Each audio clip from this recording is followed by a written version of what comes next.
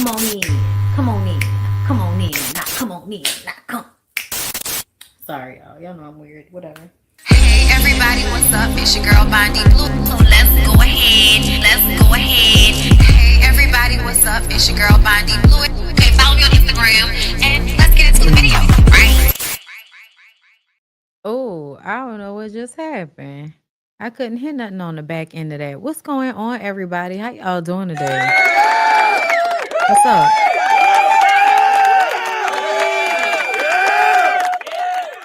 So I got a cute little show for y'all today. Just to describe what's going on up here, because I saw there was some confusion in the comments. Okay, I hope Ish and versus Marc Lamont Hill mix. I mean, I didn't put Hill because it's like you don't want to put too much shit in the title, because then it'll stretch out and you won't be able to see it depending on how you looking at it on your phone. So yeah, I hope that's not the part. Mendeecees, that should be clear. Okay, Tasha put out a whole bunch of audio of that nigga running around macking and shit. It's hilarious, man. It's hilarious, man. I'm gonna tell you. And it's exactly what I thought would be happening. And I think these things can be so anticlimactic, right? Because it's happening, and then when they finally get some evidence, you're like, we all knew that shit, and we also know that she ain't going nowhere. So it's like it goes into the void. It goes into the void. You know what I'm saying? But I hope everybody is having a really good Tuesday. We're gonna look at some of the Met Gala looks. But I wasn't like I thought I would like it more. I did. I thought I would like it more. And we're gonna get into it. But yeah, Basketball Wives is Basketball Wives drama. BBW is Basketball Wives. I know a lot of people don't watch the show, so maybe they don't remember that used to be the hashtag back in the day on Twitter. But yeah, it's Basketball Wives, because I'm not writing Basketball Wives in my in my shit money. Like, that's too many words. You know what I'm saying? Um, but really I want to talk about, as it pertains to that, Jennifer being told how dumb she looks by Evelyn Lozada. That's really what I wanted to cover about that. Also, I did see Kevin Gates and Brittany Renner down to the Basketball Wives. What was it? Like the premiere party that they had? That's what I think it was. Um, Girl, they really be setting them hoes up. People care. People do care. Please don't get me wrong, y'all. But it is definitely like, but do we? I mean, some of y'all do. Some of y'all do. I'm not a fan of them old hoes. Like, I'm just sorry. Like, I feel like when we continue to see women kind of doing the same shit over and over and over again with no real personal growth, I just, it can only be so entertaining. And let's not forget, them hoes, listen, them hoes showed up and told us that we was too invested. And bitch, when I tell you, you ain't never gotta tell me you don't like me. You ain't gotta never tell me you don't want me around, bitch. Okay? Tell me you don't want me to give a fuck.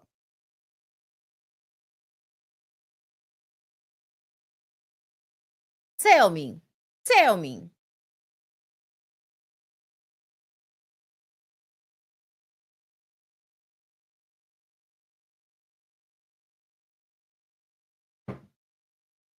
Okay, so let's get into the show. Let's get into the show. I feel like I want to start with Basketball Wives, right? So, looky, looky, looky. Looky, looky, looky. I'm telling you, these people are having like nasty, nasty anti-religion sex. Like, I bet you any money he likes her to walk around with nothing on under them things. And I feel like, it's hot. But it's probably like a kink for them. It's probably a kink. Let me think. If I was Brittany Renner and I was with this nasty, disgusting, manipulative nigga, the best part about it would be all the freak nasty shit we did in public. Like, what? What? What? Okay. Listen, out at events in a full a full burqa, bitch, with no panties on underneath. And every time we sitting at a table, niggas is giggling and shit. For what? Why are we giggling? What's funny? Okay. Right. Yes. Oh, I was just about to say it. Vibrating panties and shit. You know what I'm saying? Yeah. It's definitely giving kink. It's definitely giving kink, y'all. I'm gonna tell you. Like, I think that they are getting something like out of like, I don't think. I know. These two individuals are getting a kink out of this. It's a performance. Her cleansing her wholeness, okay, her whole facts has been reset, and the credit score is at a medium. It used to be plummeted in the ground. It was given 300s. Today, we can say that Brittany is giving a good 750. Okay. Not even 750, a good 700. Okay. Giving a good 700 credit score average right here. Okay. And that is because she has made herself publicly the sex doll for Kevin Gates. And Kevin Gates is the type of nigga that makes other niggas too scared to say shit, right? Like, a nigga would want to call her a hoe still. They might want to call her out about some old shit, but she's standing next to a nigga in a tight suit. Just think about how much prestigious fortitude you have to have in order to be a nigga standing there in a tight suit. It's global warming.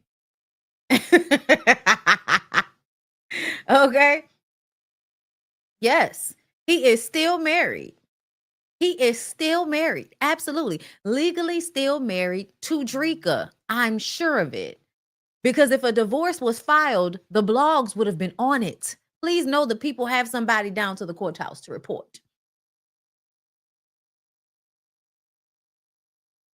650 at best. All right. I like these numbers coming in. Thank you. Okay. Child, I repost Drika in my stories all the time because I feel like me and Drika have similar energies. Like, I remember one time a bitch tried to use Drika to make me jealous because she was like a narcissist. So it was her thing to try to make you feel less than by consistently talking about how much she liked other people. I started to notice that, y'all. Peep that shit. Whenever you like around somebody and they keep talking about other people in a way that starts to make you feel like, wait, am I not the shit right now? Wait a minute, what's happening in this moment? You know what I'm saying? Because like it's like a slow game, and you don't even be like peeping it at first. You be like, oh, that was just random. Like they just bring up, I love her. I love her. Like, it's a way to cause triangulation. And I remember, a bitch brought Drika up to me like that, and I'm not your average weird bitch. So I go and look. I remember I looked it up. You know what I'm saying? And I was like, oh yeah, I remember her. And I remember her because I remember Kevin Gates because everybody went to LSU. And I went to LSU. And we're around the same age. So I just was like, oh, she's so pretty. Oh, she smoke. Oh, she got weed stuff. Oh, follow.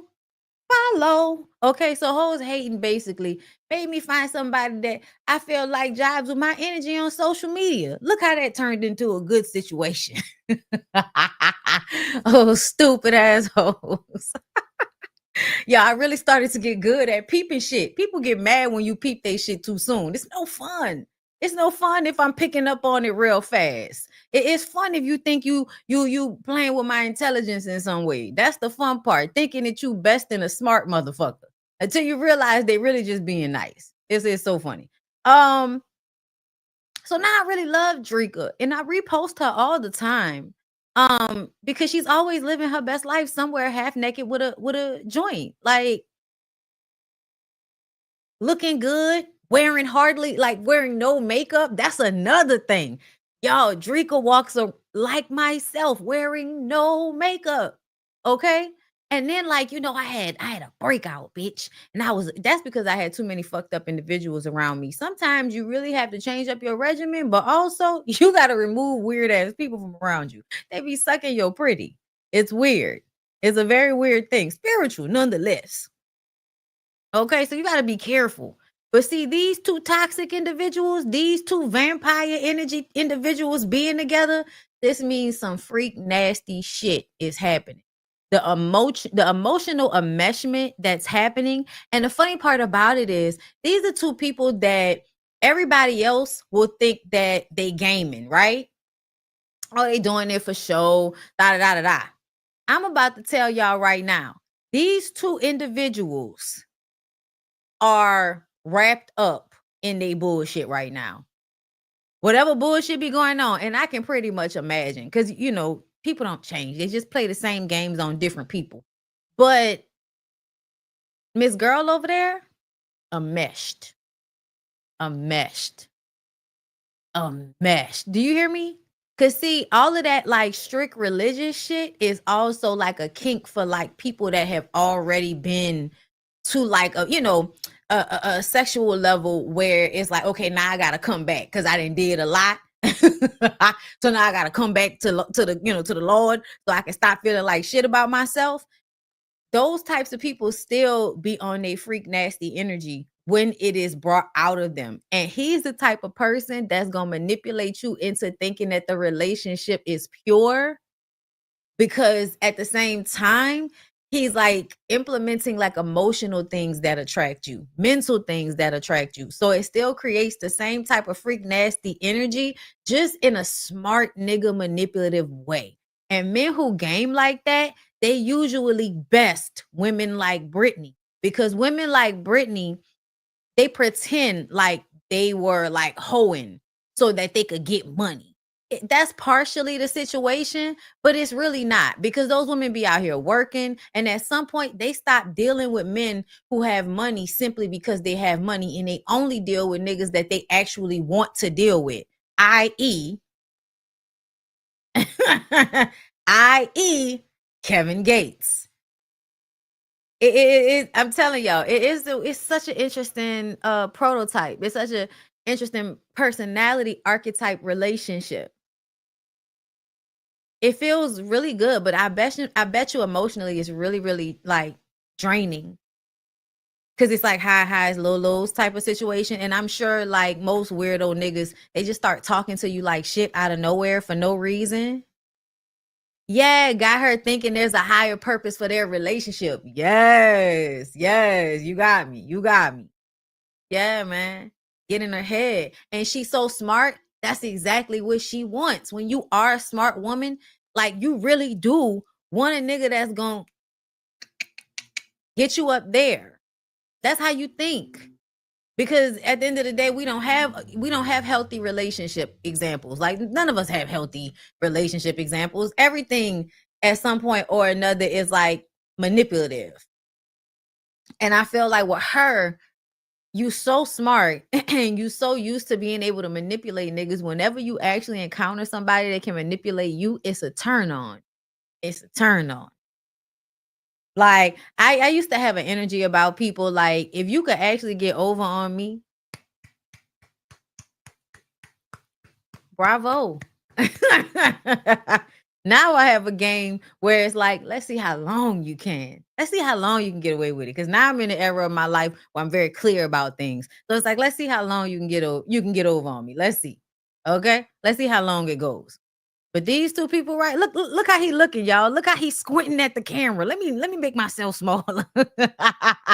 Y'all, do y'all see this toxic ass glare? This is a toxic glare. This is the type of nigga that looks you in your eyes the entire time he fucks you. It is insanely demonic. Okay? So caught, bitch. So caught. What did he say? Hold up. What she said? You don't fit on this show, and that's why you're fit for this show. Last night at the Basketball Wives season 2 premiere party with my husband, tune in with your pen pad and think pieces ready. Oh, she want our attention big. Okay, he said before heading out for tour, just wanted to say thank you to everyone involved in celebrating us. It was a beautiful experience. I love you all. Oh yeah, I look better in real life. Emilio, alhamdulillah, babe, we look good together. Thank you for supporting me always and always. Oh yeah. And now she got a ring. Oh yeah. Oh, look how she looking. I'm telling y'all, it is Kevin X and Brittany Shabazz. Do you hear me? Kevin X and Brittany Shabazz. The couple, everybody.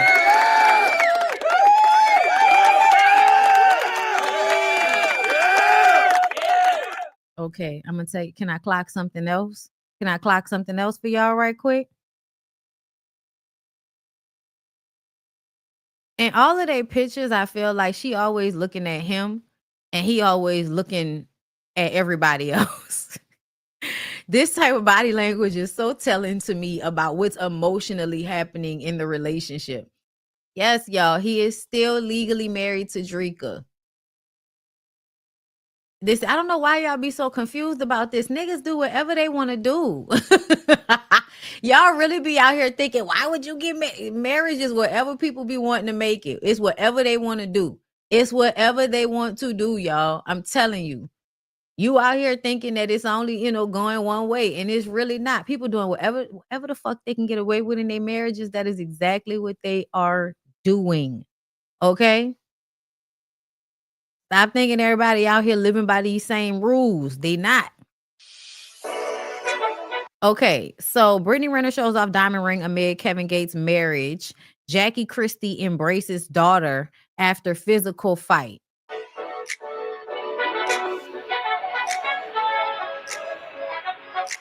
Okay, yeah, that's too much. Y'all did the event. Okay. What did I say?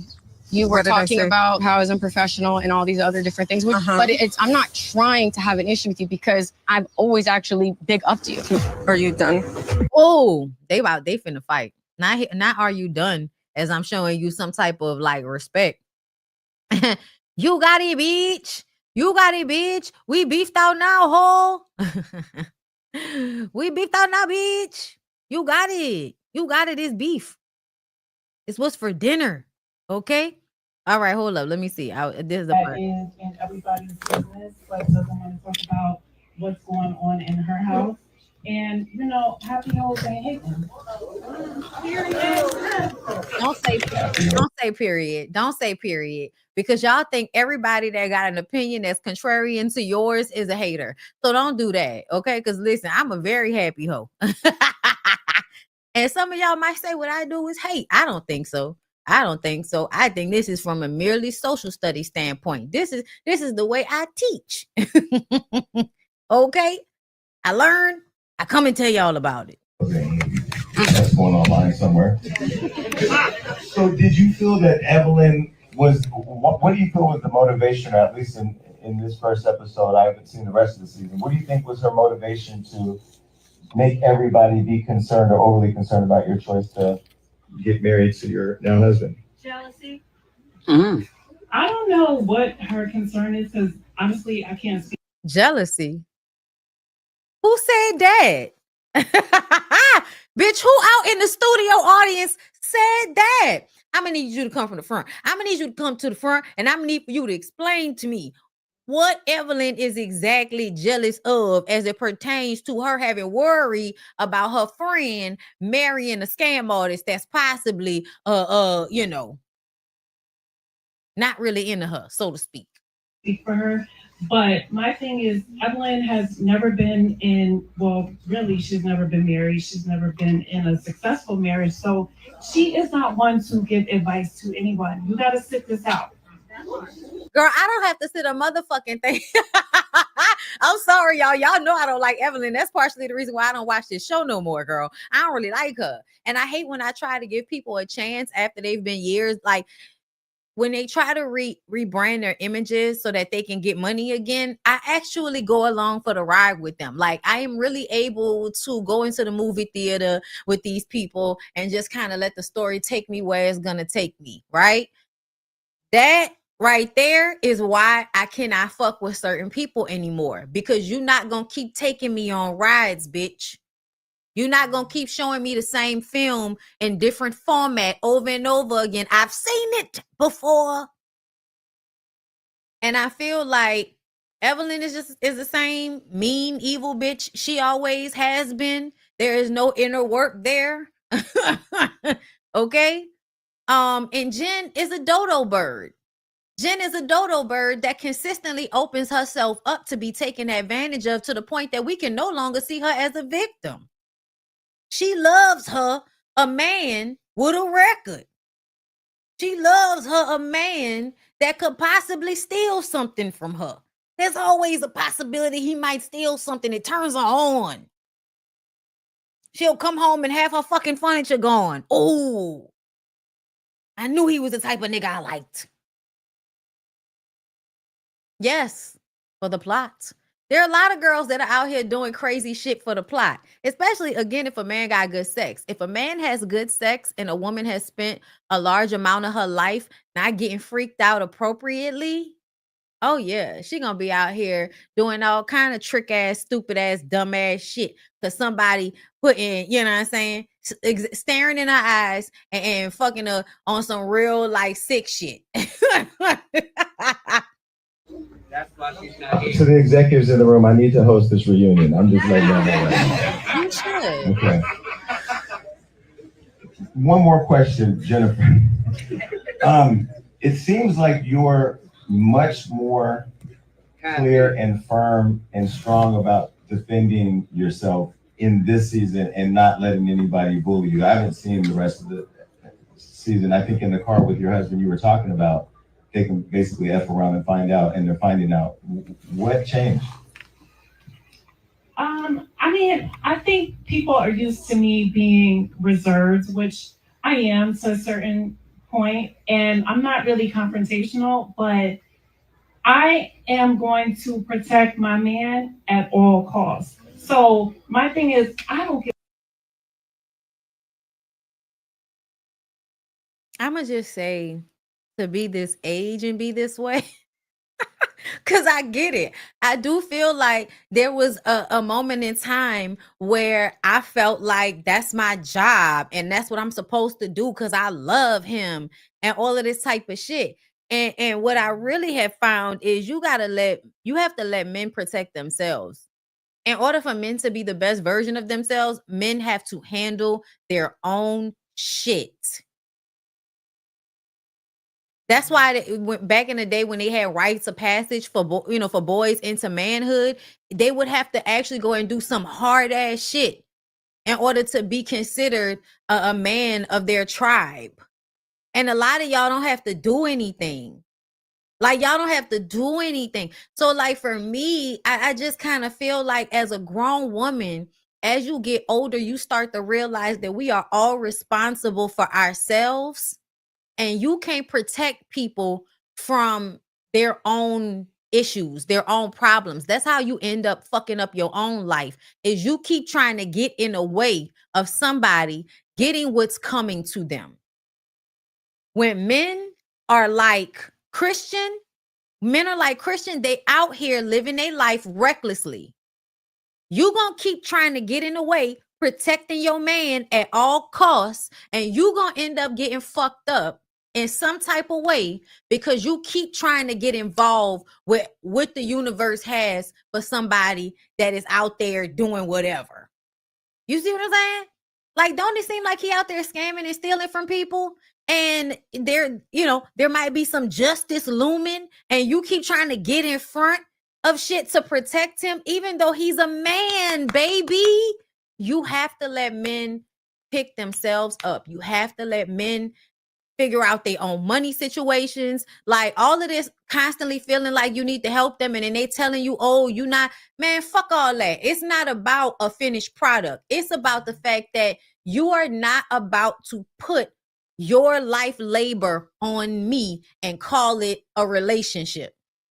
You are not about to get into a relationship with me so that I can save you from your mistakes. That's not what we're supposed to be doing out here as women. That's not what we're supposed to be doing. And yes, they won't respect you. They will not respect you and they will resent you for what you do for them. It is so important to throw your hands up at some point. And see, like, this is not really about her, but I see how I use that situation to give somebody out there watching me the advice they probably needed. Okay, this is how the content works. Okay, in case it was lost on anybody, it's not about them. They are just examples. That's it. Give a fuck what you think. It's not your business. You don't gotta fuck him at night. I do. So what's your problem? And I'ma just say this. You are fucking him. And you right. And it really don't have nothing to do with me. But just like everybody got eyes and ears, bitch, I can see and hear what's going on and formulate an opinion. And you just don't like my opinion. Because if I was saying I like that nigga, then you wouldn't be mad. Like, it's too much energy, bitch. It's too much energy.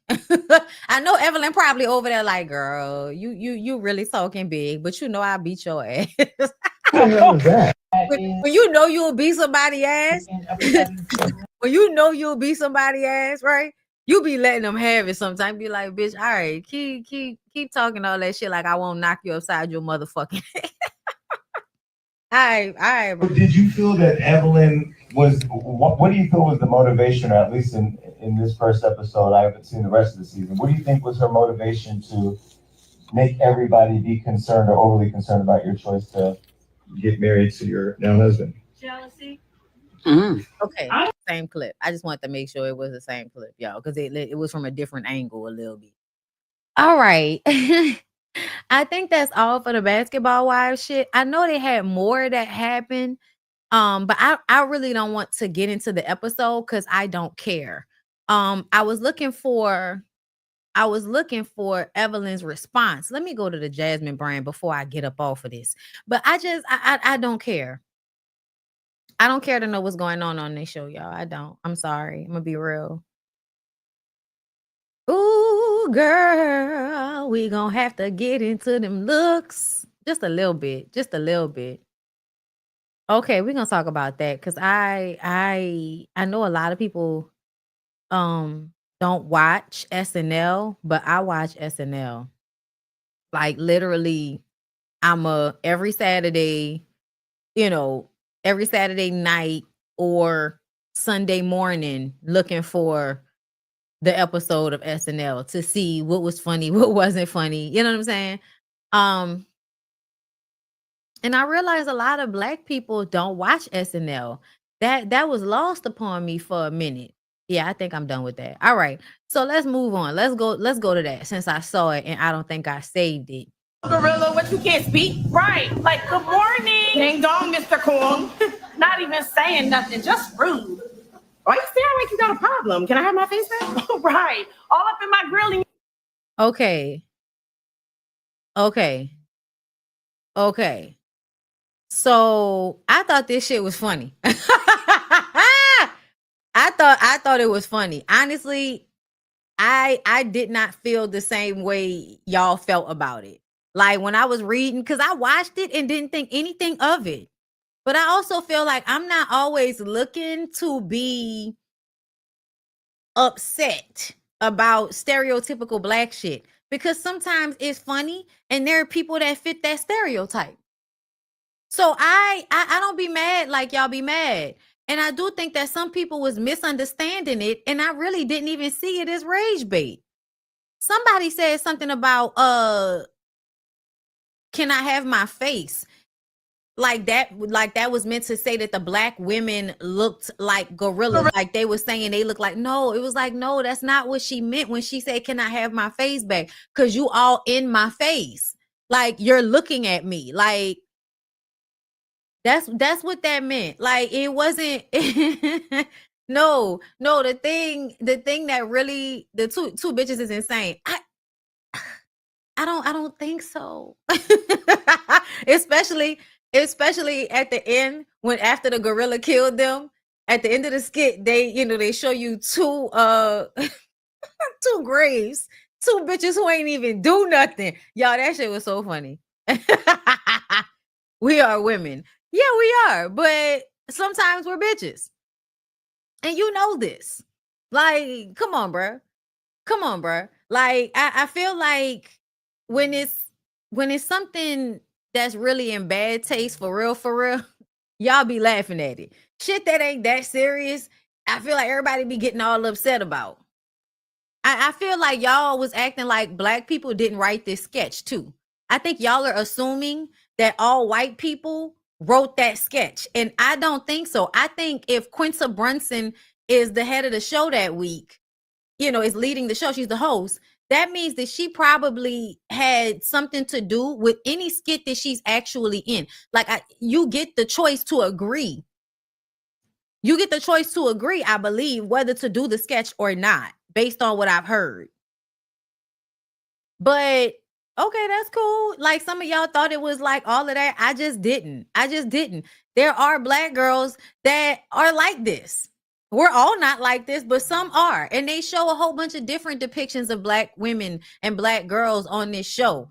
I don't feel like it's being made to seem like this is the only type of black girl. Like, back in the day when we talked about caricatures on TV shows, it was because they would show you like this one prototype for all black women. It's like we had to fit into like either a hood girl whole type of aesthetic, you be a mammy, you know what I'm saying, or some strong, like aggressive, angry black woman. But this is not that. Like, this is just like the young girls that's bitch. Like, we all joke and talk like that. But you can't speak, right? Like, and use vernacular. We all may not speak the same, but we all use vernacular. Good morning. Ding dong, Mr. Cool. Not even. And another thing, why are y'all acting like bitches don't have their baby hair like that? We're always talking about how big and how long the goddamn baby hair is. Like, we're always talking about this. I don't want to play the clip too much because I don't want to get hit with a copyright strike. But one of my I told y'all about one of my homegirls asking, how black women fared in this situation because some black man was trying to be funny talking about black women could beat the gorilla or some shit like that. And I was like, nah, we could beat them niggas ass, but I don't think we ever feel like we could beat a gorilla's ass. And I think this was the joke. Like, it was meant to look stupid, y'all. It was meant to be stupid. How you up there ribbing a fucking gorilla? Like, you're not gonna get killed. Right. And it's black women performing the skit. Like, I get if you didn't think it was funny. I get if you thought it was corny. If you were offended, I feel like you're right to be offended. But I'm just saying, I was not offended. Because it's just not that, it wasn't that deep to me. It must be in reference to Black Americans specifically. Yeah, a subset group, like it's an American show. So yeah, it does feel like they are making fun of a select group of Black women. Like, there was one part where she said the only glow we recognize is Glorilla. That shit was so funny. I'm sorry. Like, nah, I mean, if you view it as coonery, that's absolutely fine. And you don't have to be entertained by it. I just feel like it's not that serious. I don't view my blackness as a monolith. And so I don't feel like every representation of a Black woman is some scar on my, image. I don't adopt that. And, for those of y'all that want to, be upset by these types of things, that's your prerogative. I do feel like at some point I was the type of person to, to see the racism in something and be bothered. And now I just kind of feel like, people just show who they are. It's really all it is. There's no need for me to actually be upset about shit. Like, I just like whatever. But I just, these were two Black women performing this skit. White people are on the show making fun of white people. Asian people are on the show making fun of Asian people. Like, everybody's making fun of their ethnicity in one way or another. And I also feel like they're making fun of shit that we see on social media. So I don't take it that deep as the coonery, as you would call it, because, I get it. Like, oh, it's only supposed to be funny to white people or something. And I was like, nah, I felt like it was funny to some Black people that just don't take the shit personal. It was funny. That's your. I thought it was funny. I'm sorry, y'all. This is one of them times where we just gonna have to agree to disagree. This wasn't that deep to me. I absolutely did laugh at times, especially like I said at the end where it said two bitches that ain't even do nothing. Like, yeah, like it's just you know. I know some of y'all want to be, you know, big mad about it, and that's your prerogative, hun. I'm just not. I didn't think it was that big of a deal. So I was surprised. I was surprised at the way, you know, everybody was upset this next morning because we really enjoyed it. We watched the episode. Quinta really did really good. It was some funny skits in there to me. But you know, SNL is not for everybody. It's really not. But I enjoy white people's sarcastic, dry humor a lot. So, you know, again, I like SNL. So that's it. That's all. But I did want to talk about that. So let's move on because we've gone back and forth enough. I feel like now we can go to the Mendeecees of it all. Okay, so listen. Tasha was on the internet. This came. Tasha is on the internet telling them people business again, girl. Tasha's down there telling them people business again. From a very high profile source. The receipts that we just got on Mendeecees, we all knew when he was on Love and Hip Hop and he was talking about Yandy wasn't taking care of her wifely duty and she would rather work than take care of him. His ego was bruised because, you know, he was kind of limited at what he could do. He was used to being a dope boy that was wanted by everybody. And now Yandy don't really need this nigga. And so this is the type of nigga here that needs women to make him feel like a man because he is shaped and talks just like a female. Mendeecees is giving stud. His son is more masculine than him, bitch. That's why I used to think that nigga was cute.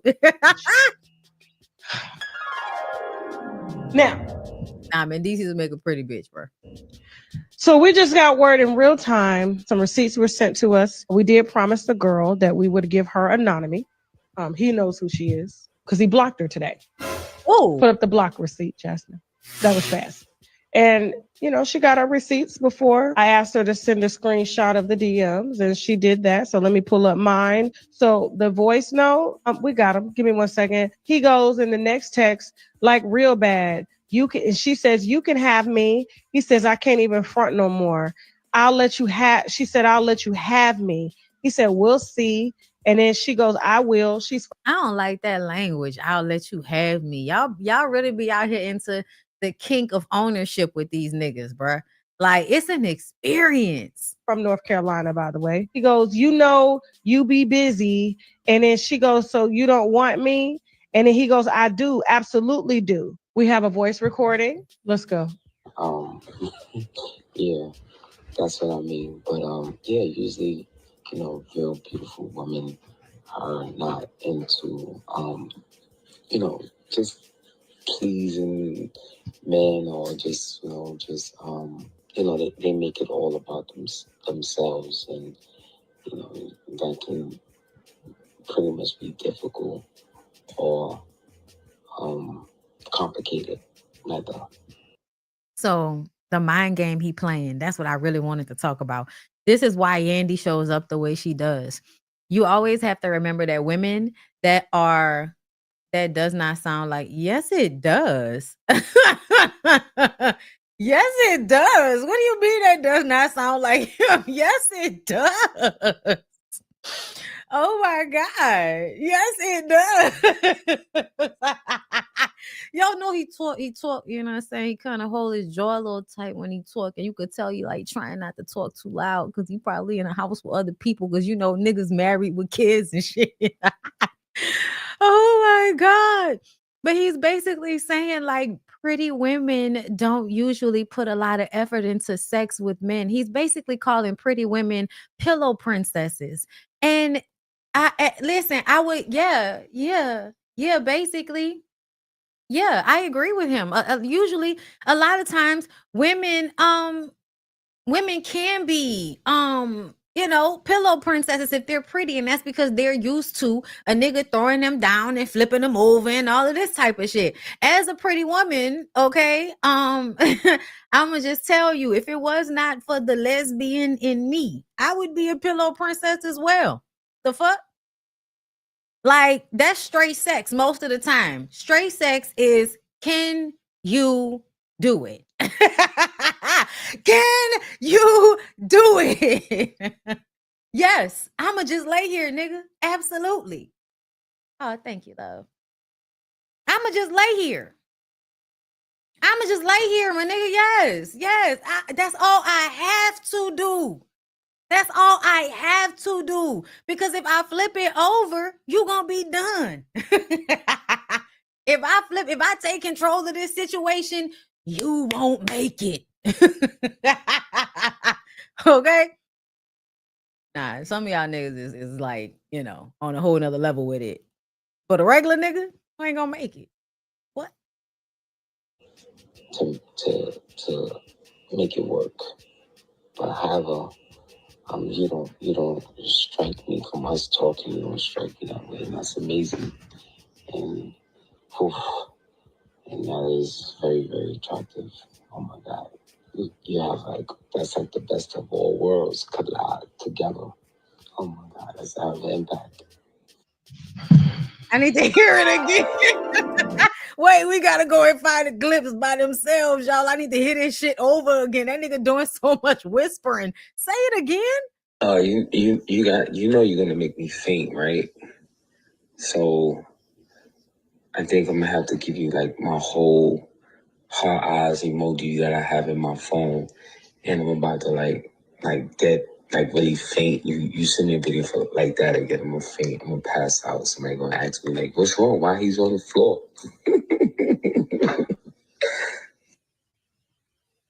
You know you're gonna make me faint, right? Okay. So okay, hold up.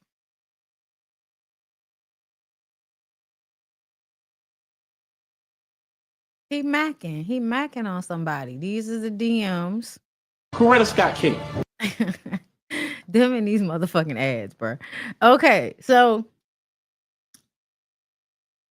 Mendeecees got, audio of him macking. This came from a very high profile source. The receipts that we just got on Gotta run it one Mendeecees, more we time. all knew when he was on Love and Hip Hop and he was talking about Yandy wasn't taking care of her wifely duty and she would rather work than take care of him. His ego was bruised because, he was kind of limited at what he could do. He was used to being a dope boy that was wanted by everybody. And now Yandy don't really need this nigga. And so this is the type of nigga here that needs women to make him feel like a man because he is shaped and talks just like a female. Mendeecees is giving stud.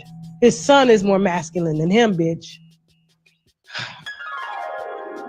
Now, so we just got word in real time. Some receipts were sent to us. We did promise the girl that we would give her anonymity. He knows who she is because he blocked her today.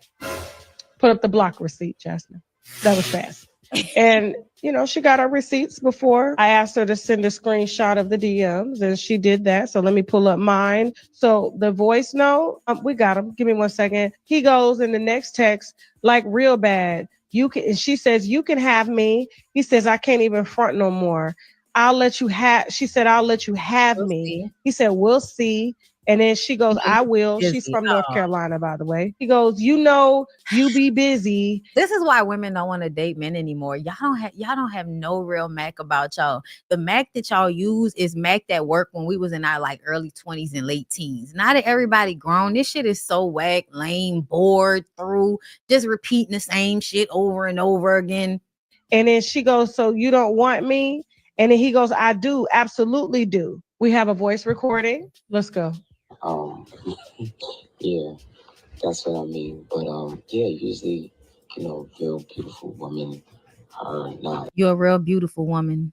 Into just pleasing. And they're not usually into just pleasing men or just men. They make it all about themselves. They make it all about themselves. Real pretty women make sex all about themselves. And that can pretty much be difficult. And that can be difficult. This Mendeecees, I really thought that you was laying down some dickage because of the way Yandy was acting. But now I realize you can't fuck. You can't fuck. Like there's no way you can fuck, and this is what you're telling women, because this is a bait and switch, right? This is a way to get women to be trying to prove something to you when y'all get in a blend. If you tell her that pretty women always, being pillow princesses, that mean that she's supposed to get in a blend with you and then try to prove that she not just a pillow princess. It's a mind game. It's a mind game. Complicated method to make it work. But however, you don't strike me from us talking. You don't strike me that way, and that's amazing. And and that is very, very attractive.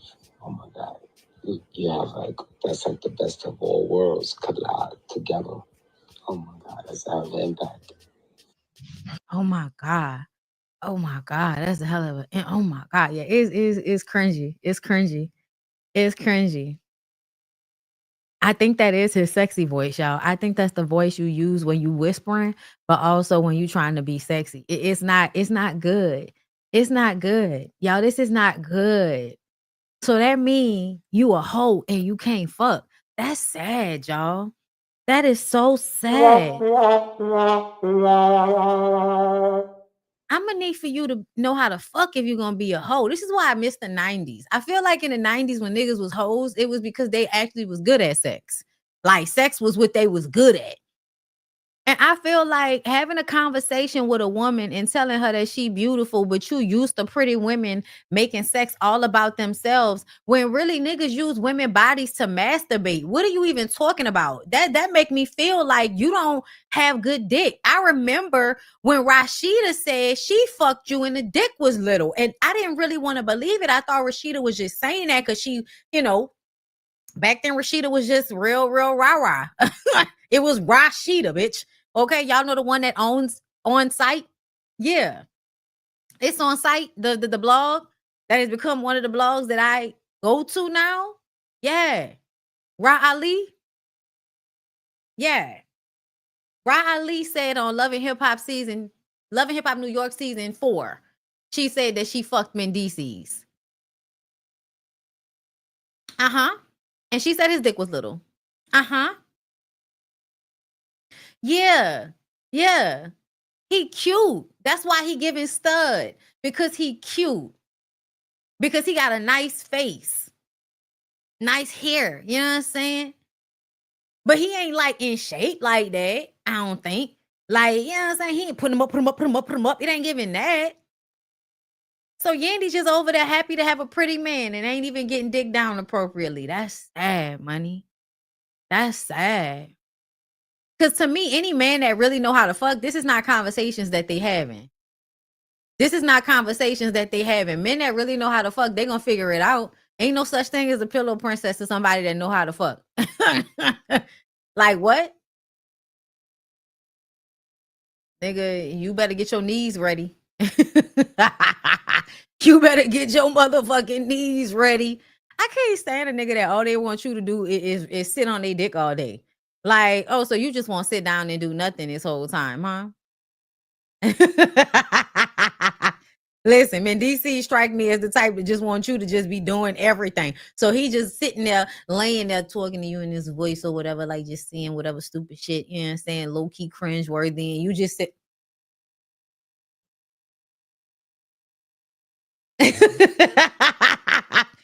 Listen, I want y'all at least please be out here getting bust down. If you're gonna deal with this type of bullshit, please don't be out here getting lackluster sex and being humiliated like this. If your man is out there making everybody think that he's my man is your man and your man is my man, if that's your situation, y'all better be sharing some good dick. Do you hear me?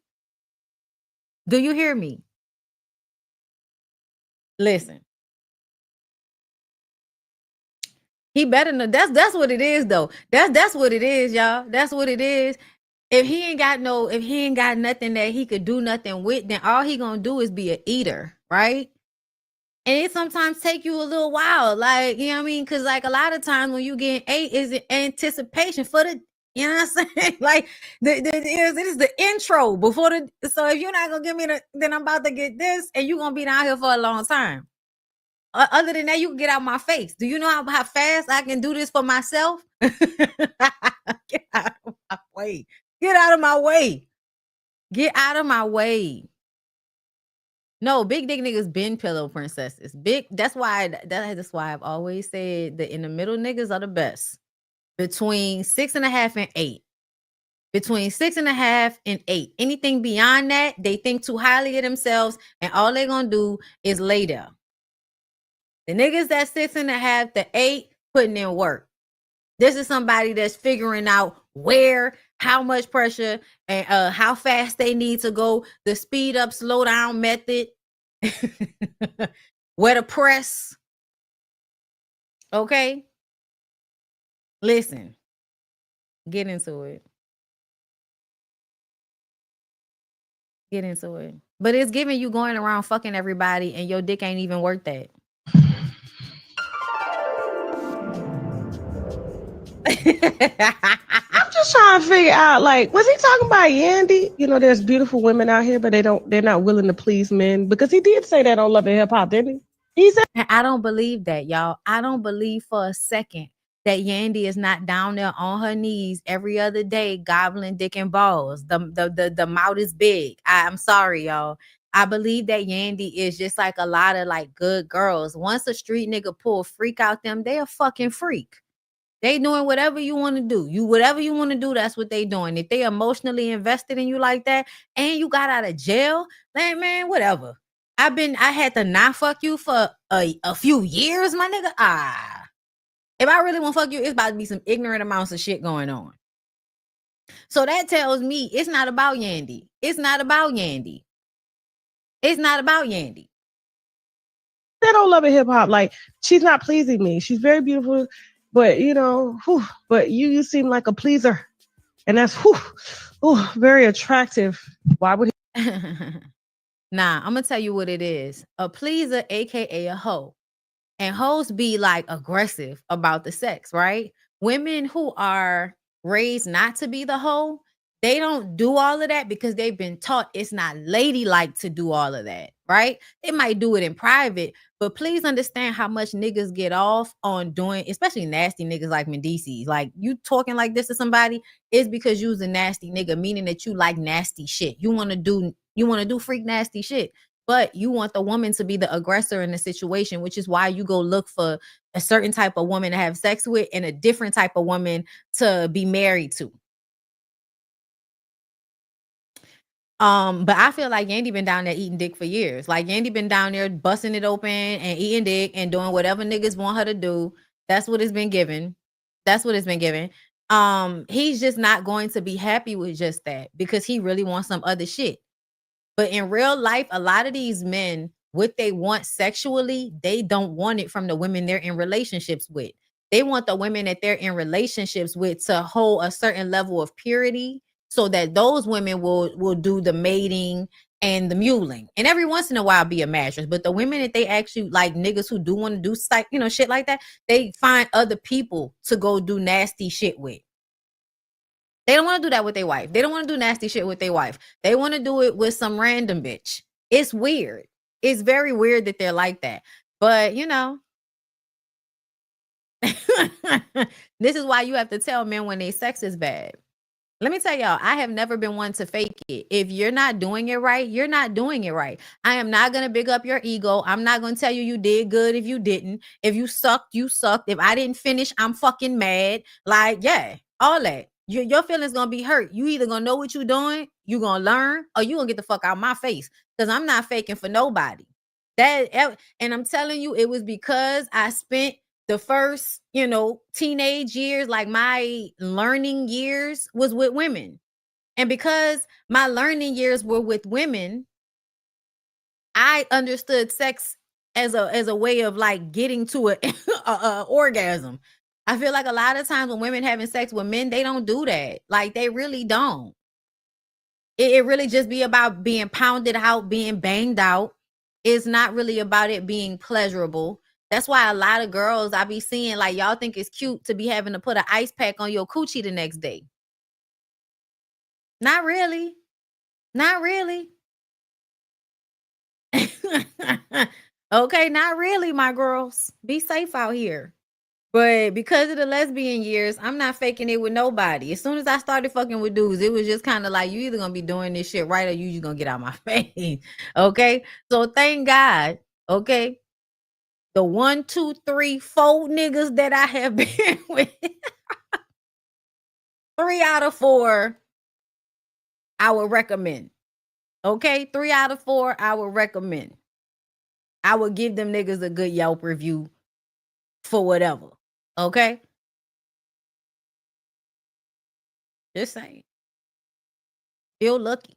Because this is terrible. One of them niggas was abusive. One of them niggas was a cheater. But nobody was out here not doing the sex part right.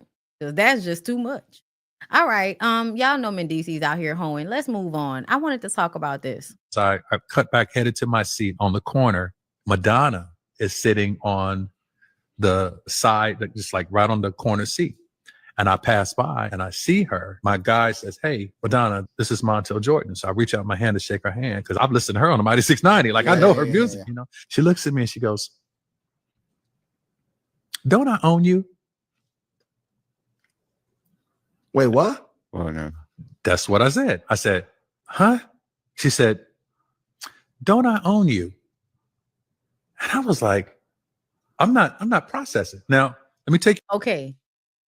Now, I just want to stop right here before I let him finish. And I want to tell y'all, this is the reason why I have never, ever really liked Madonna.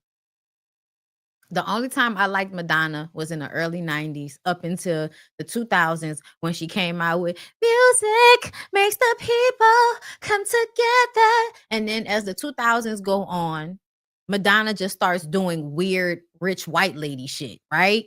And a lot of it is this obsession with stealing shit from Black people, children, style, colloquialisms, grills. She just does a lot of culture vulture shit. And it's weird. It's really, really weird. She also was like one of the white girls that Black men liked, and it was like a thing for her back in the day to go and be with some Black man. Like her relationship with Tupac, like it's always been a lot of Madonna just wanting to be a part of Black culture, but in a way that made me feel uncomfortable, right? And so now that she's getting older, I feel like we keep seeing it, but everybody acts like it's not happening. But she's a culture vulture. She's been a culture vulture. And also trash. Yes. It is absolutely giving clear paper bag trash. Take you away from that moment. When This Is How We Do It runs up the charts, before it gets to number 1, there's a song there called "Take a Bow." You took my love for granted. Why? Oh, why? From Madonna. Mm-hmm. So "This Is How We Do It" is the song that took Madonna's record off the number one charts. They tried to do a publishing deal with me for my portion of writers of This Is How We Do It. And we wouldn't do a deal with them. She had a company called Maverick Records. Yeah. But my writing partner, he did a publishing deal with Maverick, with Madonna. So even though my song took her song out of the number 1 spot, she was still basically saying, "Don't I own you?" Because I still have that spot that you had, that number 1 spot. But "Don't I Own You" is a crazy. Yeah, that's crazy. Sorry. She knew exactly what she was saying. She knew exactly what she was saying to him. And I think that when you've spent your entire career stealing from Black and brown gay people, and then just kind of injecting yourself in Black culture because you were so famous, and a white blonde woman at that. Me, Jamie, and Niecy were talking about Sinners. And she was saying how she felt like, was it Big Lou? Was that the dude who was at the door? I forget his name, y'all. But the dude who was at the door during Sinners, she said she blamed him because he let the white lady back in. And I'm like, I don't think it's as easy as you think. Just because they're in a surrounding with Black people, the fear that Black people, especially Black men and big Black men, have of being accused of something by a white woman means that there's a fear to give her way because I don't want her to yell cornbread. Thank you. Cornbread. Thank y'all so much. Thank you. I feel like if we really being real, Madonna is that type of white woman where you have basically gotten in the club because people are afraid to offend the white woman. Because even though she has a less than classy image, she still is somebody that them white people will come running to protect. So if she wants to come inside the club, we're going to let her inside the club, partially because we like her, but mostly because if we offend her, she can then flip on us and take revenge on us, and anybody will listen. So I feel like that's the point I was trying to make when me and the girls were talking about how I didn't blame cornbread in the same way that Jamie did, because I felt like I actually feel like I can feel what the fear is. And the fear is, if I don't give this woman her way, she can harm me by going call some white men. And so I feel like it's the same thing with Madonna. I think a lot of people fucked with Madonna because she looked cool, but really also because you don't want to offend Miss White Lady. I'm just saying, you know, if you like her, especially that underlying feeling, I think it's always still there. But like, you know, letting her back into the club and all of that, I really do think it was a fear that cornbread might have, you know, face some type of retribution. I blame the Asian lady. I definitely blame the Asian lady. Because if they would have just waited it out, everybody would have lived. I did understand what she meant by them going to get her daughter, but I feel like they could have still went and got your daughter. So it was like, bitch, you just yeah, you just can't trust people. Asian people be real big mad sometimes, and it's like, I don't understand. I don't understand. Where is this anger coming from? What are you mad about, bitch? Okay, you're the ones that was able to fly in here and get businesses and shit based off of the civil rights movement. A lot of y'all don't want to, you know, recognize that, but congratulations, bitch. Black people suffered so you could get ahead, and now you mad at us? I'm so confused. The Klan would have gotten them still though. Yeah. Yeah, y'all right about that. There really was no way of going. Say, bro, this movie been out for 2 weeks. Get over it. Movie been out for 2 weeks. I need everybody to get over it at this point. Y'all have 1 week to be in people's comments talking about, don't ruin it for me. Yeah, you got 1 week for that shit. After that, get over it. You still need to see it.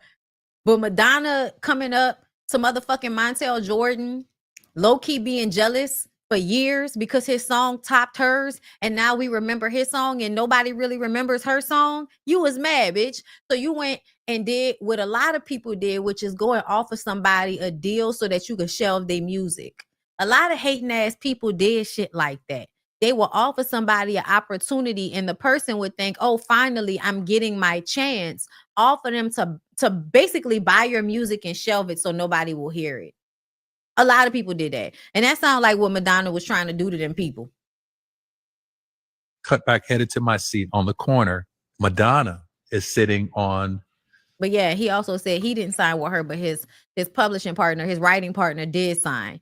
But yeah, I just wanted to use this as an example to talk about my reasoning for not really fucking with Madonna. Okay? Anyway, moving on. Where do I want to go? Oh yeah. So I feel like, and this is for the BondyBlue Bites crew, right? Because when I reposted me talking about Toya and Regine's show, specifically talking about Casey and Walter and how New Orleans black men can be, and the aggression and the anger and all of that type of shit, and a certain, you know, type of black man from New Orleans and how they talk and how it can be so negging and aggressive. It's a lot, right? But I remember talking to y'all about that shit and telling y'all exactly the type of nigga that Casey was. And people would really be in my comments arguing with me, telling me that's not true. And I don't know what I'm talking about. And maybe that's what I experienced. And I was just like, okay, stupid ass bitch. Okay, nah, because you want me to be wrong so bad, and you know I'm telling the truth, and I don't know why you mad about this. Like, it'd be weird the shit that hoes be like, you know, wanting to fight about. So this is Casey talking to whatever bird brain woman decided to be in a relationship with him. Don't tell me I ain't got in this. Tell him. Tell him. Put it on there. This is the shit you do. Try to assassinate my character. Bring me home, cook for me, me good, and assassinate my character. I don't give a fuck. I don't give a fuck. I don't give a fuck. Fuck you talking. What did he say? Brought him home, cooked for him, fuck him good, and then assassinated his character. No, it sounds like she did all of those things for you, but then she said something about you that you didn't like, and you're a narcissist. So one of your biggest pet peeves is hearing how you fucking up. Even if you hurting a woman, she has to like not tell you you're hurting her or harming her or doing something that's aggravating her. She can't express that, because then you're gonna make it seem like somebody assassinating your fucking character. Talking about said anything in this bitch on in here. What you talking about, man? You fake shit. Fuck out of here, man. Keep playing with a nigga, man. Nobody done got time for that, man. Stupid ass, man. Fuck, man. Crazy as shit, man. Tired of going through that with you. Keep doing the same shit. Nobody don't believe me, though. Nobody don't believe what I go through, though. Nobody.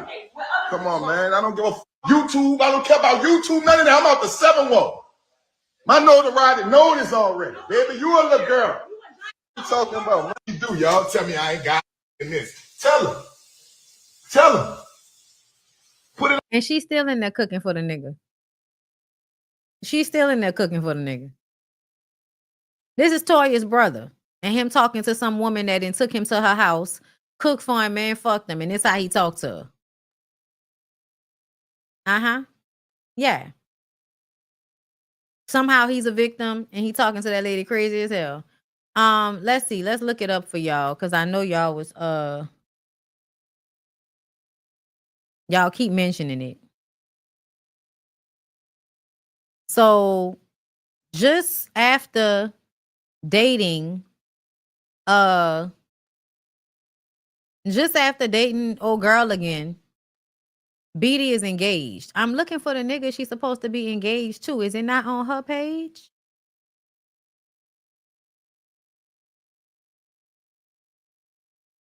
Like, why is it not on your page, love? I don't know. It popped up on my timeline at some point, and I don't know where I saw it, but I saw the dude. I thought I had saved it, girl. Let me see. Oh, that's it right there, right? That's it right there. Yeah. Yeah. Yeah, here you go. Here you go. She engaged. She's engaged.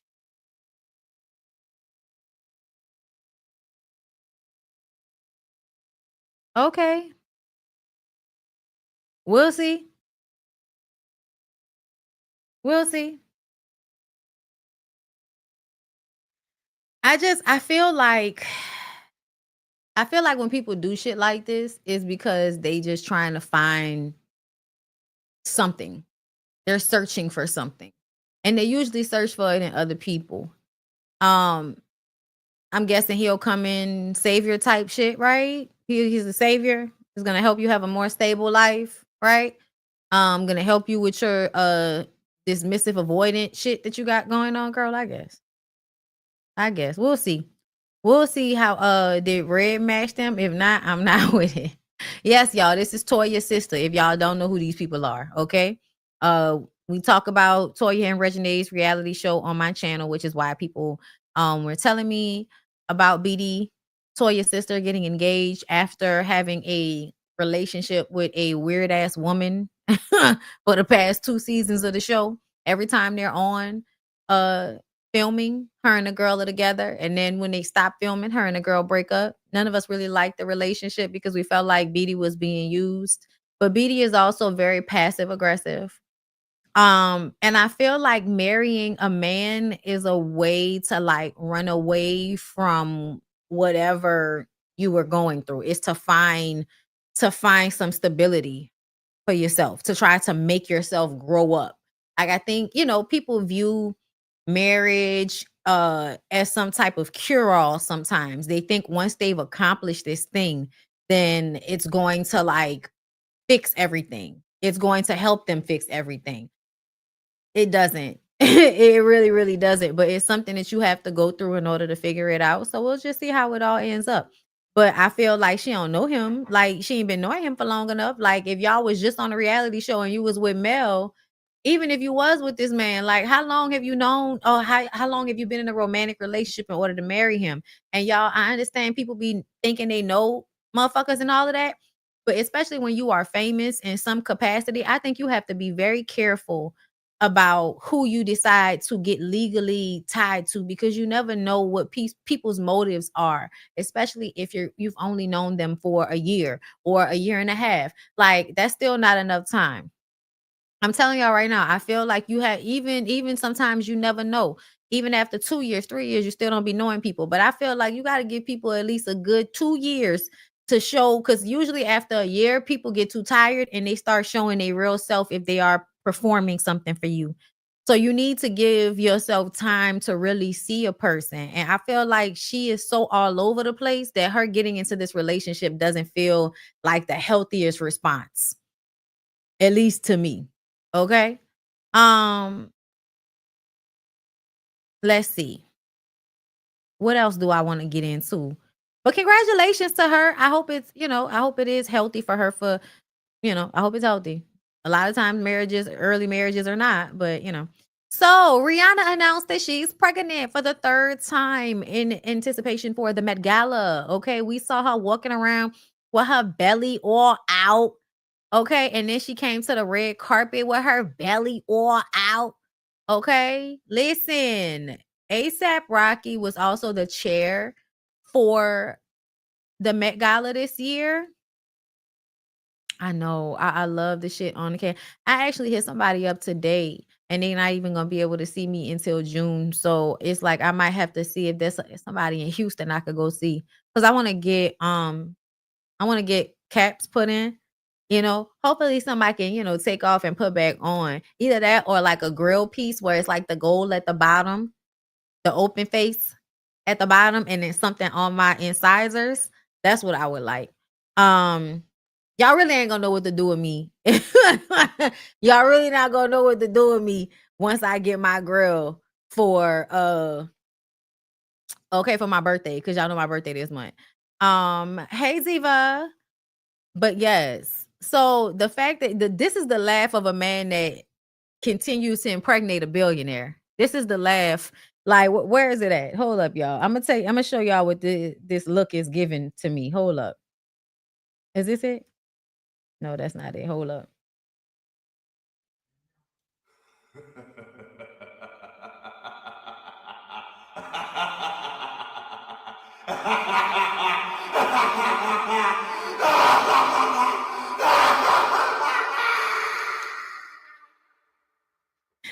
That's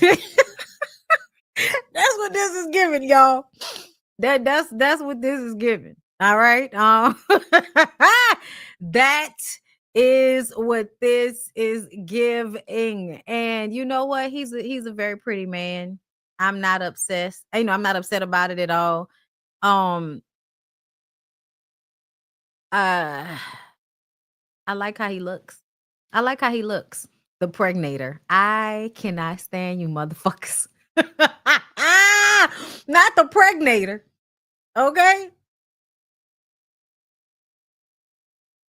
All right. So let's look through these looks. These are the only looks I'm going to talk about. And then I'm going to move on to Ish and Joe Button Podcast and Marc Lamont Hill, because I wanted to talk to y'all about that last week. So let's get into a couple of the looks, and y'all know we really gonna get into an extensive, lookage for the Met Gala ball for the Ooh Ladies First panel this week, which will be on my channel. All right. So Dolce, come to the front. I don't like it. I'm gonna tell you why I don't like it. I would have wanted pants instead of the shorts. And I know the shorts are a thing right now, but I feel like it's real dandyism. I feel like needs a pant. Okay? Like, Yes, this. I feel like this might be like an everyday look for a pop star like Doechii. But I would have wanted her to be a little bit more suited and booted. Like what I had envisioned was just and not what monogram. And I hate the checkerboard monogram that Louis Vuitton has. I hate that shit. I like the letters. I like the LV. I think it's beautiful on that jacket and on the vest under the jacket. I love that. I would have wanted a pant. That's all. I would have wanted a pant. I don't know if Serena fits, but Serena looks good. Serena looks the right color. Okay, I wish I could see a full picture of this dress. Tracy Ellis Ross. Yes. Yes, Tracy. Yes. I don't care that it looks like somebody filled the suit with helium and you're about to fly away. I don't care. I like the color scheme. I love the jacket. The jacket is beautiful, but this rose color scheme she has going on, these different hues of rose and pink. I love this. I love the hat. Yeah. I'm here like actually looking at how this is structured. I like this. Yes. Yeah. I'm sorry. Where is it at? Where is it at? Yes. Yes. Yes. This? Absolutely yes. I love it. I love the hat. I love the jacket. I love the skirt. I love the shoes, the gloves, the ponytail, the nude makeup, the jewelry. Yes. Love it. Love it. Love it. Okay. Carrie definitely won that one. Hold up. Let me see.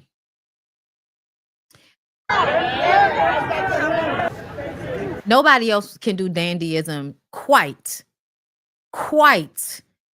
as magnetic as our girl Janelle Monáe. I do feel like she won this style. I do. I love the structure of the skirt. I love that she did two sides. I love that she did a reveal. Ah, it's beautiful. I love the bag. I love the hat. I love the monocule. Okay, listen, I love it. I really do. It's giving Black Monopoly woman. It is giving bisexual Monopoly woman, bitch. I love it. I love it. I love it. And all of the rest of these, okay, I'm gonna leave them for me and my girls. Okay, me and my girls are really going to get into it. Y'all, let's look right quick. First of all, What if a woman brings you that? There's no such thing as that. You don't think there's no such thing as a woman bringing There's man no peace? such thing as somebody living with you on a day-to-day basis is bringing peace. There's always going to be something because you're going to have a bad day where I'll have a good day, and that's not going to be peaceful for me. I'm going to come home like, damn, baby, like I had a good... Something going to happen to where you going to hijack my emotions. So that's not peaceful. That's not how you hijack somebody's emotions, you fucking weirdo.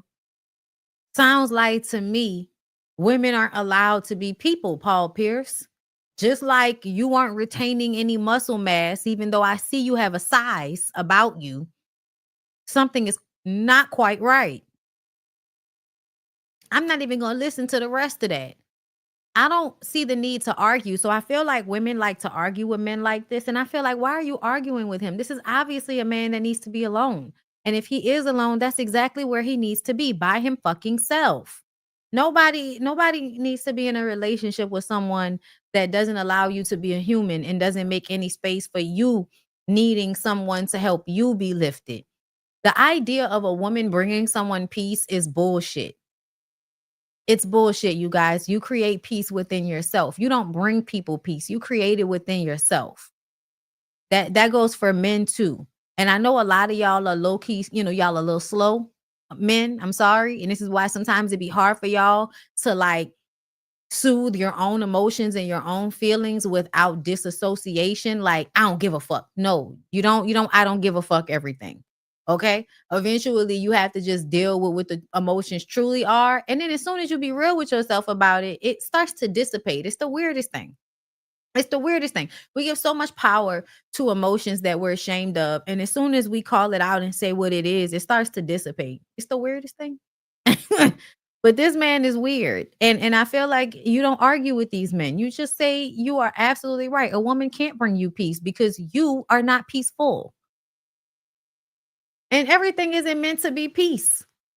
Everything isn't meant to be peace all the time. That's not how life works. I think niggas have unrealistic expectations on life and then project that shit on women like we supposed to just like what you want us to do? What you want us to do, bitch? Just a weirdo for weirdo's sake. Now let's get into I didn't bring this up to y'all, but I want to before we get into the ish and Marc Lamont Hill part, and that's the last part of my live, and I'll be out of here. Somebody asked how long I've been live, about an hour and 20 minutes. So y'all, this is Amara La Negra's baby daddy, and this is his wife, Yanada, shows off her husband. Oh, sorry. Is it playing? What's happening? Because there are more, right? Yeah. Okay. So that's them. He is really not attractive. I wish Amada had more self-esteem. Like both of these people are like medium, low to medium attractive. And I say that because personality and energy is everything. But this is him being so proud of his white queen. Meanwhile, over there making money and getting fame off of the gorgeous Amara La Negra back. Now we know why he said that nobody care about her black ass. Now we know why. Because we know what his type really is, Amada. Amada gotta stop being so dumb, bro. That internalized colorism in the Dominican Republic is really nefarious and diabolical because it makes ugly people think they're cute simply because their complexion is lacking in melanin. It is the wildest assumption ever to be made and believed by, a whole of society in the world is that being lighter makes you more attractive. It is the weirdest thing. I don't know where y'all get that from. Ugly people are ugly no matter what their skin tone is. I don't know where. I don't know why. I don't know why we went along with that. But that's that. That's that situation. Let's get into the Marc Lamont Hill of it all. I had no idea that Marc Lamont Hill was on Joe Budden's podcast. I feel like this is the only way for Joe Budden's podcast to get views is for there to actually be someone smart instead of a whole bunch of stupid people just screaming at each other. Because after a while, nobody wants to sit through that. It's a podcast. It's audio, bitch. I need this to be, not ruckus and racket to my eardrum. But let's listen. You see how we did with his album cover, right? Look. Where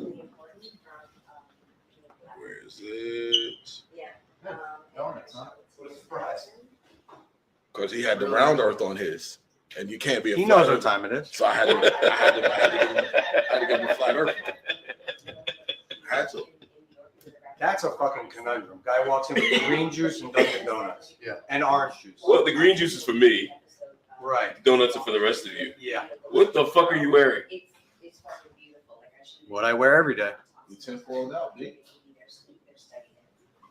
Nah, we gotta welcome. We don't have in the shirt. I want somebody to change. I want somebody to change the battery in the fire detector in this business. Is this a business? Where are they filming? Where are they filming? Are they filming at some black person's house? Because black people, y'all do not like, and it's not all black people, but I don't hear it in the background of white people's videos. I only hear it in the background of black people's videos. Change the fucking battery. What about it? What's wrong with his shirt? First the donuts. So he came in with rival donuts. Rival, your own company. You're bringing up the wrong parts. And now I had a round earther shirt on. You did? If you came to work, he hasn't been to work. Yeah, he's been skipping out like crazy. On purpose. So ever since we got since the report card? You did the math. Yep. You've been running from it. Okay, wait, hold up. Because I want to be able to speed through this shit. Okay, this is the first part, right? Let's Oh, What's wrong with it? oh here. Where? Why?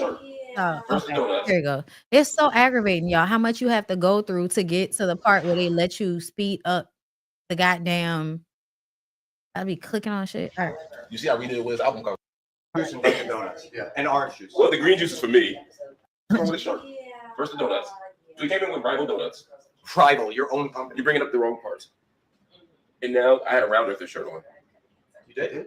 If you couldn't work, he hasn't been to work. Yeah, he's been skipping out like crazy. On purpose. So ever since we got the report card, you did On purpose. On purpose. So you've been not coming to the show because I'm here. That's what that meant. Yep. You've been right from it. And the bonus. He owes me a bonus. Oh, for powder of the month. That'll happen sometime soon. I'll talk to accounting. Well, I'm looking at the numbers right now. Looks like I may have a back-to-back. So you might as well just Don't tell count me. your chickens before Just they double it hatch, up. my friend. Don't count my what? Don't count your chickens.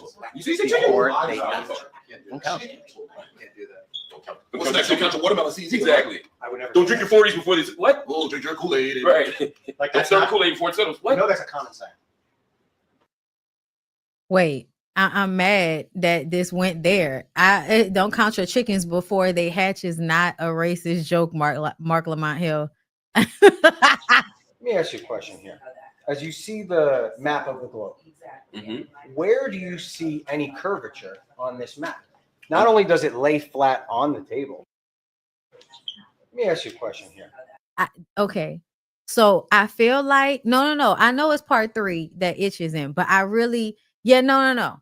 Listen, I know they're making fun of Ish because Ish is not there. But I was trying to set it all up because it's 4 clips.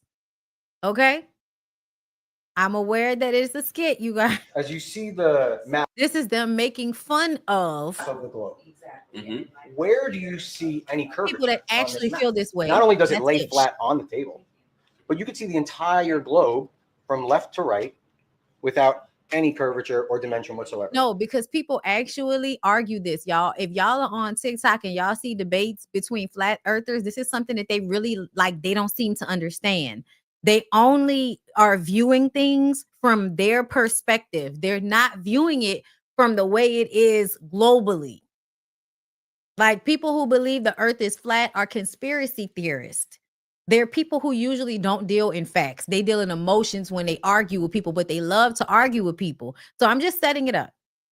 No spheres. You Where know, do you see a sphere even? what's crazy is that's actually the best argument that they make. Is there a ball here? Is there Right here. A circle? I know you don't understand shapes. Spherical. A spherical. Yeah, here we go. Oh, actually, it's funny you asked for it. He didn't even know it wasn't a sphere. Oh, multiple my spheres. God. Multiple spheres. Okay, so this is for.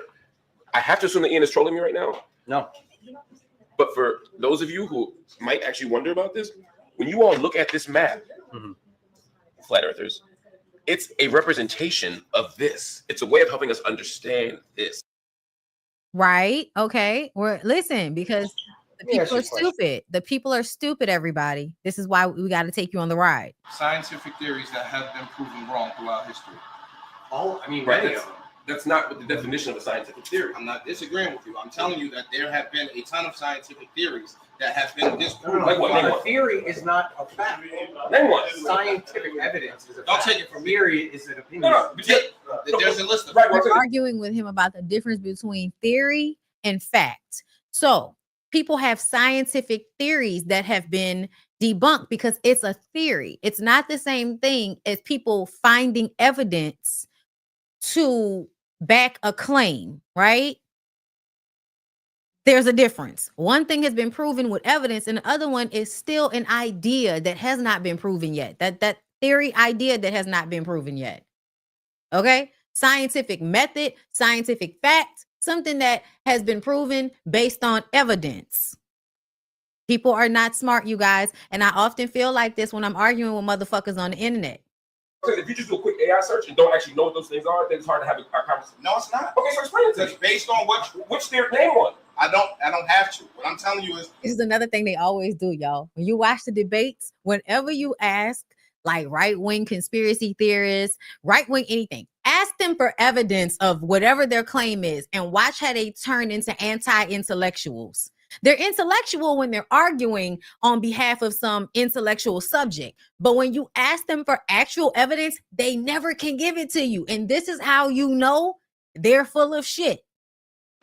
Stop, yo. What I'm telling you is, you're saying something is scientific theory. As such, it should not be able to be disproven. That's not the argument. That's not my argument. No, don't do that just because I disagree with you. No. You can't make an argument and when I respond and say you got it. Yes, I can. Then that's not a conversation. So you can tell me I'm wrong and I can't respond? I didn't say you're wrong. Then what does you got it mean? You got it. I don't feel like arguing. Okay, then I'll talk to the camera. What I didn't say that a scientific theory can't be disproven. What I said is a scientific theory isn't just like any other theory. Scientific. Okay. Like basically saying you can have a theory about anything. Scientific theory will have more components of truth in it because you will have to have done something to prove your theory, your method. Major member of the regular theory is I can just come up with anything in my mind. It's a theory. Scientific theory is something where you actually had components available in order to help you come to this theory. Scientific community, every law of physics, every major person in the health community told us that COVID-19 was legit and all of the facts that we heard about COVID-19 were accurate. And people, stop. My goal though. Whispering to you. You're not whispering. Yo, so listen to this. And the people, the doctors that came out against COVID-19, they demonized them and kicked their ass and made up all of this shit that discredited them. So the same thing that you're saying about, it's an easy thing, bro. You could jump on YouTube, you could do some scientific study yourself and find a whole bunch of academics that. So he thinks getting on YouTube is scientific study. He thinks getting on YouTube and listening to other people tell you something is scientific study. That's not what scientific study is. And I wonder what school he went to. Because the way I learned scientific study in middle school is you perform a test for your hypothesis. You'll have a hypothesis about something, and then you will find a way to test your hypotheses, meaning you will actually have components and then do some type of, experiments in order to prove your hypotheses. So I don't know what he thinks scientific study is. It's not just the study of scientific information. It is also testing out that information for yourself. That's what scientific study is for all the people who's confused. That's all. That say that the world is flat. Name one. I don't. That's not. Show me one. Let me ask you a question. Can you come back to no? This is what he does. He makes an argument, and then when he's asked for proof, I don't know them by name. I don't disprove what I'm saying. Can you come back next week? It proves you don't know what you're talking about. If you can't tell us where you got this from, it means you probably got it in passing and you've developed a fact-based idea based on some small bit of information that somebody else told you. Can you come back? Yeah, okay, thank you. Yeah. But you can't keep doing this where you say, every time I ask you for an answer. No, that's not what I'm talking about. I'm saying, I ask you, I keep calling your bluff. And then when I say, why you go, you got it. You got it. You got it. And every. Because he's an idiot. Because he's an idiot, you guys. This nigga was actually arguing about the earth being flat. Hold up. Let me see. Because I wanted to find the other clip where Marc Lamont Hill is like going in and Joe is sitting there. Damn, that must have been somebody else posted that one. But I did not know that Marc Lamont Hill was on their podcast. I didn't know. But apparently, motherfuckers is stupid, right? Motherfuckers is stupid. So you need somebody that actually knows what they're talking about. I'm trying to find the other ones, y'all. Because there were other ones that were put out, just not on Joe Budden's page. But Ish was so angry. And this is exactly how it is, y'all. It's exactly how it is on the internet. Like these debates, people feel so strongly emotionally about something that they really have no facts, no information, nothing real tangible that they can go. They have no references that they can go and pull from. They just say the shit and they heard it somewhere. Hold up, let me see. Okay, this is another one, y'all. This is another one. I found it. But that's why I don't even have conversations with people like this, because you just want to be right. It doesn't matter what's actually true. You just want to be right. Inferior, mentally inferior to white people, and they had scientists that proved it. Can I respond to that? Quote unquote proved it. Can I respond to that? The science that you're talking about, phrenology, which is the sort of early. Am I wrong? Did I say something wrong? No, you're saying a whole bunch of words to say ish. You're right. They did have scientists that came in and said a bunch of bullshit. Can I respond? Because you said to let you finish, and then you started rolling your eyes. You turned red. Phrenology was not a science. That's what I'm saying. I'm not saying a bunch of words to say you're right. I'm saying a bunch of words to saying you're misrepresenting the history of this. I actually know a lot about this. Can I finish? No, they had biologists. It's not just one science. And this is when you start. You're wrong. You're wrong. That's another tactic to just respond to you as if you've said something that you didn't say. Nobody said that it was just one form of science. Nobody said that, but you throw that out there so you can deflect and now make the argument about that because you don't want to be proven wrong by somebody who knows more than you. Men like Ish like to argue just because they like to argue. It's the only way they can really get energy and attention from people is to start arguments. You need people like Marc Lamont Hill on these podcasts because people listen to these podcasts and their brains rot because nobody's there to tell the truth. You're absolutely wrong about this. Hey, Mark. Can I finish? We can have this conversation. No, hold on. We can have this conversation. You said you don't like to get cut off. I don't want to do it on the camera. That's fine, but you said your whole thing, and then I said 3 words. You come in and say I'm saying too many words. Do you mind if I respond to what you said? May I, if it's okay with you? Okay, so phrenology was not a science. It was a pseudoscience. It was skull measuring. Phrenology was not a science, and phrenology wasn't based on empirical data. It was based on skull measuring. What Ish is right about is that they were talking about brain sizes, but the theory that the brain size was connected to intelligence was not empirically proven. It is nowhere near what happens when you talk about the sphere of the earth, the shape of the earth. The science that black people were not intelligent based on their brain size was never proven. And the scientists who came in have been discredited, not their method, but them as scientists as such. In other words, they never did a scientific method. And the biologists that he's talking about were absolutely not involved with phrenology. He's talking about the Galton studies. There's about 4 or 5 other studies. I actually just finished a book on this, writing one. And he absolutely was not about skull measuring. And if you want, I can show you the data right now. Would you like to see the studies? I happen to have them right here in my pocket. You want to see them? Because I can show you. I can empirically just. He doesn't want to see it. He just wants to believe that scientists at some point proved that black people were mentally and intellectually inferior, which is why it was okay to enslave us. Now, fast forward to you being on a podcast ran by a black person. I need somebody to make this all make sense for me because it doesn't. It doesn't. Hold up, let me see. Y'all, they really been online talking about abolishing the Future Wifey podcast. That shit is hilarious. Okay, hold up. Here we go. Watching Marc Lamont Hill debate Ish from the Joe Budden podcast probably is one of the hardest things that I've had to witness.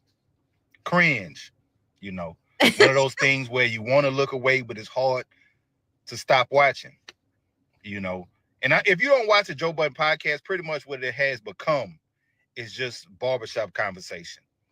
Little or no fact, just a bunch of opinion, dumbass opinions at times. But enters Marc Lamont Hill. Now, he hadn't been on the Joe Budden podcast as long as Ish, but he offers a factual, intellectual perspective on a lot of different conversations. Now, today or yesterday, they debated about the earth being flat. And Ish, first off, when someone asks you for to cite where you get your information from and you say YouTube, the conversation's automatically done. It's done. But watching Marc Lamont Hill on a Joe Budden podcast is one saying that comes to mind. Everyone says a Chrysler 300 looks like a Phantom until they see a Phantom pulls up. Watching. Okay, hold on. I think it's one more I wanted to play for y'all. Maybe 2. I liked it. I didn't save it. So I weren't in my likes. In this video, you're about to learn about the Dunning-Kruger effect, which I guarantee you are going to want to reference after you learn it. So what's shown here is on the x-axis, your competence, how much you know about a given topic, and on the y-axis is your confidence and how much you think you know about the topic.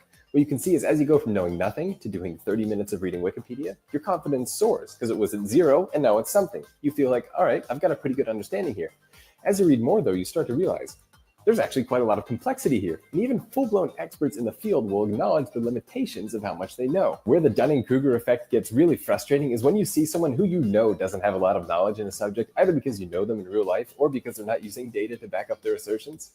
When you see them display the same level of confidence or more confidence in making an assertion than an actual expert in the field, it just makes you want to go, Dunning-Kruger.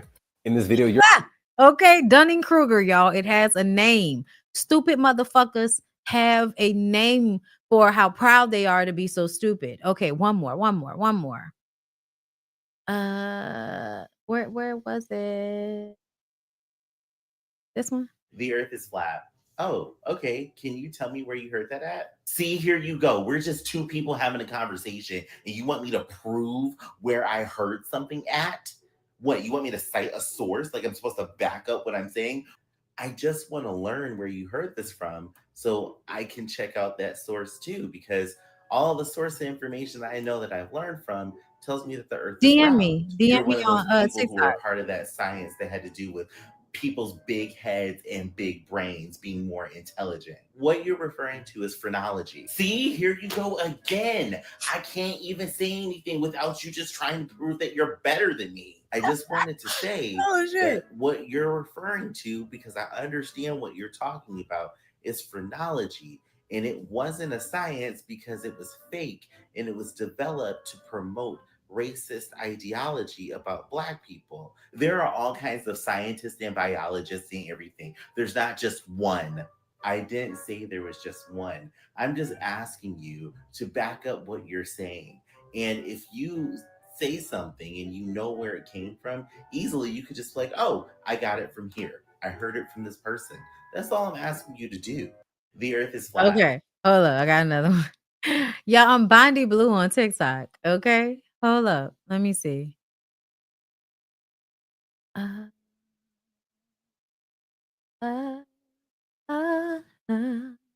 Oh my God, have y'all heard this shit? I'm too raw to be tripping over niggas. Pretty with the figure, I ain't stopping till I make a couple figures. All right, we'll stop right there because I ain't trying to get flagged. That shit go hard. I love the people that keep reposting that. Because that's the girl who wrote the song, who rapped the song. This one. If you haven't heard of the Dunning-Kruger effect, then it's important you do because you might be suffering from it. The Dunning-Kruger effect describes a cognitive bias in which people with low expertise or knowledge in a particular area tend to overestimate their competence. Damn, she too low. Fuck. I think I had another one. Get over this. That's her again. That shit funny. Let me see. Did somebody DM me something yet? Hold up, y'all. If you DM, I just DM'd you. Okay. The clip from Twitter. Okay. Hold up. I'ma hold up. Y'all gotta stick with me for a second so I can pull it up. Raw over niggas. Pretty with the figure. Listen. All right, hold up. Are things in order? Oh God, they are. Shout out to y'all, because Instagram seems to not know how to put anything in order. Okay. Oh yeah. I saw this one. This that girl that went viral for chewing, right? She got a meme of her chewing. Jamila. Yeah. Okay. Takes the sun, it absorbs it, and then it turns itself into fucking food, my nigga. Okay, right. I'm following you. So what that is technically called is photosynthesis. And why you got that face on like that? And this nigga go with all these fucking words and shit, all these big ass words. But can you just talk regular to me, Marc? Can you just talk regular? Can you just fucking talk regular? Even when we think about the earth, Niggas be saying it's round, niggas be saying it's flat. It could be flat. We don't know. We ain't even been to the moon in fucking 40 years. That's empirically false. I did some research earlier, and it literally showed me multiple scientists, like American, some was Chinese, some was Asian. If you could just allow me not be round. So I'm just telling you what I know, Mark. Where did you get that information? Where did you get that information? Just because you really just you gotta name the scientist. Name the scientist. Talk to you no more. You gotta name the scientist. Name the scientist. I'm a scientist. Name one scientist. Just name one. You just have to try to hear what I'm at least try to. You always trying to fucking ask me what these goddamn scientists. Look it up yourself. I'm not doing it. If you could please just. I'm not doing this. If you could, Ish. Oh my God. Okay. There's the other one. Somebody asked me to pull up, right? That's all I'm asking for. I just want regulation. So we don't do that. You know what those provisions would do? Raise the price of the product. Of course, and we don't even do that in America. But I'm okay with raising the price of the product. Look, we don't do that in America. And I'm saying we should. In America, New Jersey's minimum wage is $15 and some change. When you go down south, their minimum wage might be $7. Yeah. So you can't say a living wage in China is the same as a living wage in America. I'm not saying that. I'm saying that the living wages that these companies give aren't according to the data, aren't living wages even in China. What I'm saying is this: we can't dictate how somebody runs their country. You can't dictate how somebody runs their household. Corey's household might feed his kids 3 times a day. Parks might be content with feeding his kids 2 times a day. Who the fuck is Joe to say Parks need to feed his kids more? But you know what I'm saying? Like, if Parks' kids were only eating once a week, we could all collectively agree that that's not enough. If they were really and I'm saying that if somebody's making $1 an hour, that's not enough anywhere. I would say that. You know, he's making more money. It's giving abusers. I'm sorry, y'all. It is giving abusers. Like, why are we even having this conversation? Oh, so you're allowed to abuse? See, and I always say, I hate when people make this argument about injustices that happen in other countries. Y'all really think that because it's done over there culturally, that makes it okay. And I feel like, shut the fuck up. No, it doesn't. No, it doesn't. I don't give a fuck what your culture is, how y'all have been oppressing people for millennia and all of that without pause, without any revolt. I don't give a fuck. If it's wrong over here, it's wrong over there. If it's wrong over there, it's wrong over here. And just because people make it legal for shit to be wrong and be okay, it does not mean that it's actually morally correct. What Marc Lamont Hill is arguing is that amount of money is not enough money for people to live off of. Ish feels like because somebody in another country says it's okay to live this poor, then that means that we cannot argue with it. Yes, the fuck we can.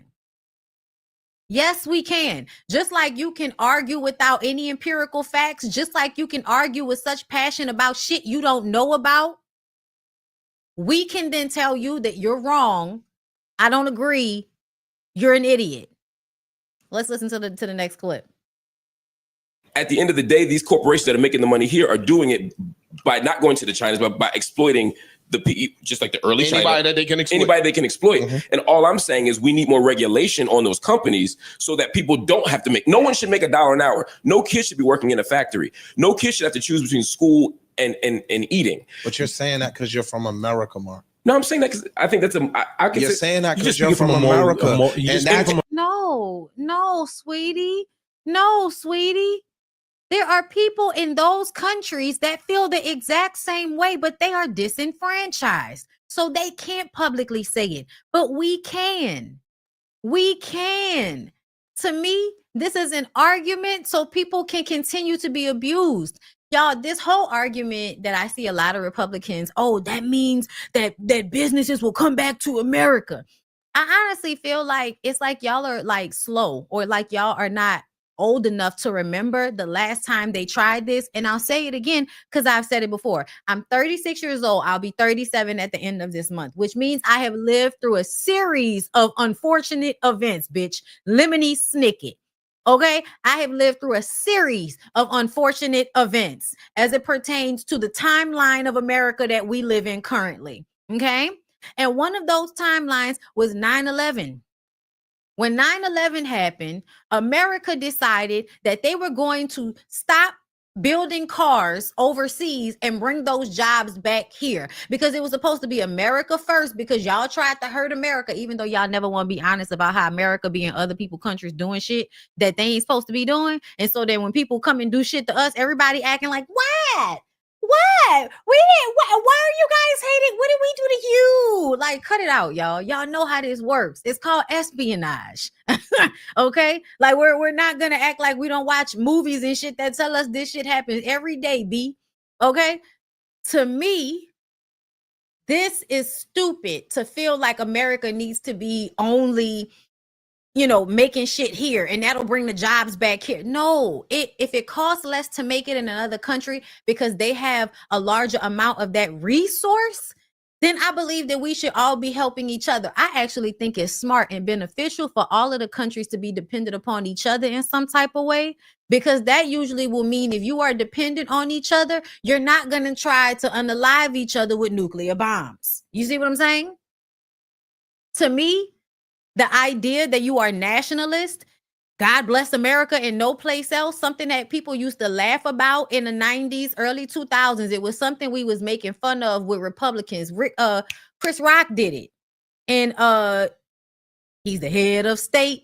He was always doing a movie that was ahead of its time in the way it was being thought of. That's how you know something really was wrong with that nigga, because he's a genius in some ways. There's always something really wrong with niggas that have like a certain level of genius. It's like they can't handle having that amount of intense intellectualism in one area of their brain, because emotionally they just completely cut themselves off in some weird ass way. And Chris Rock is one of those people. Terrible with dealing with people, but the way he was able to visualize shit that we needed to be discussing and put it in a comedy movie form is really, really some magical shit, because he did it more than once. But Head of the State was one of the first times he did it. We didn't even know that we would have a black president not that far after that movie came out. And I remember when the movie came out, it was like, oh, this is just funny. This is just a movie because we know this won't really happen. Like, we won't really get a black president. And then we fucking turned around and actually made that happen in real life.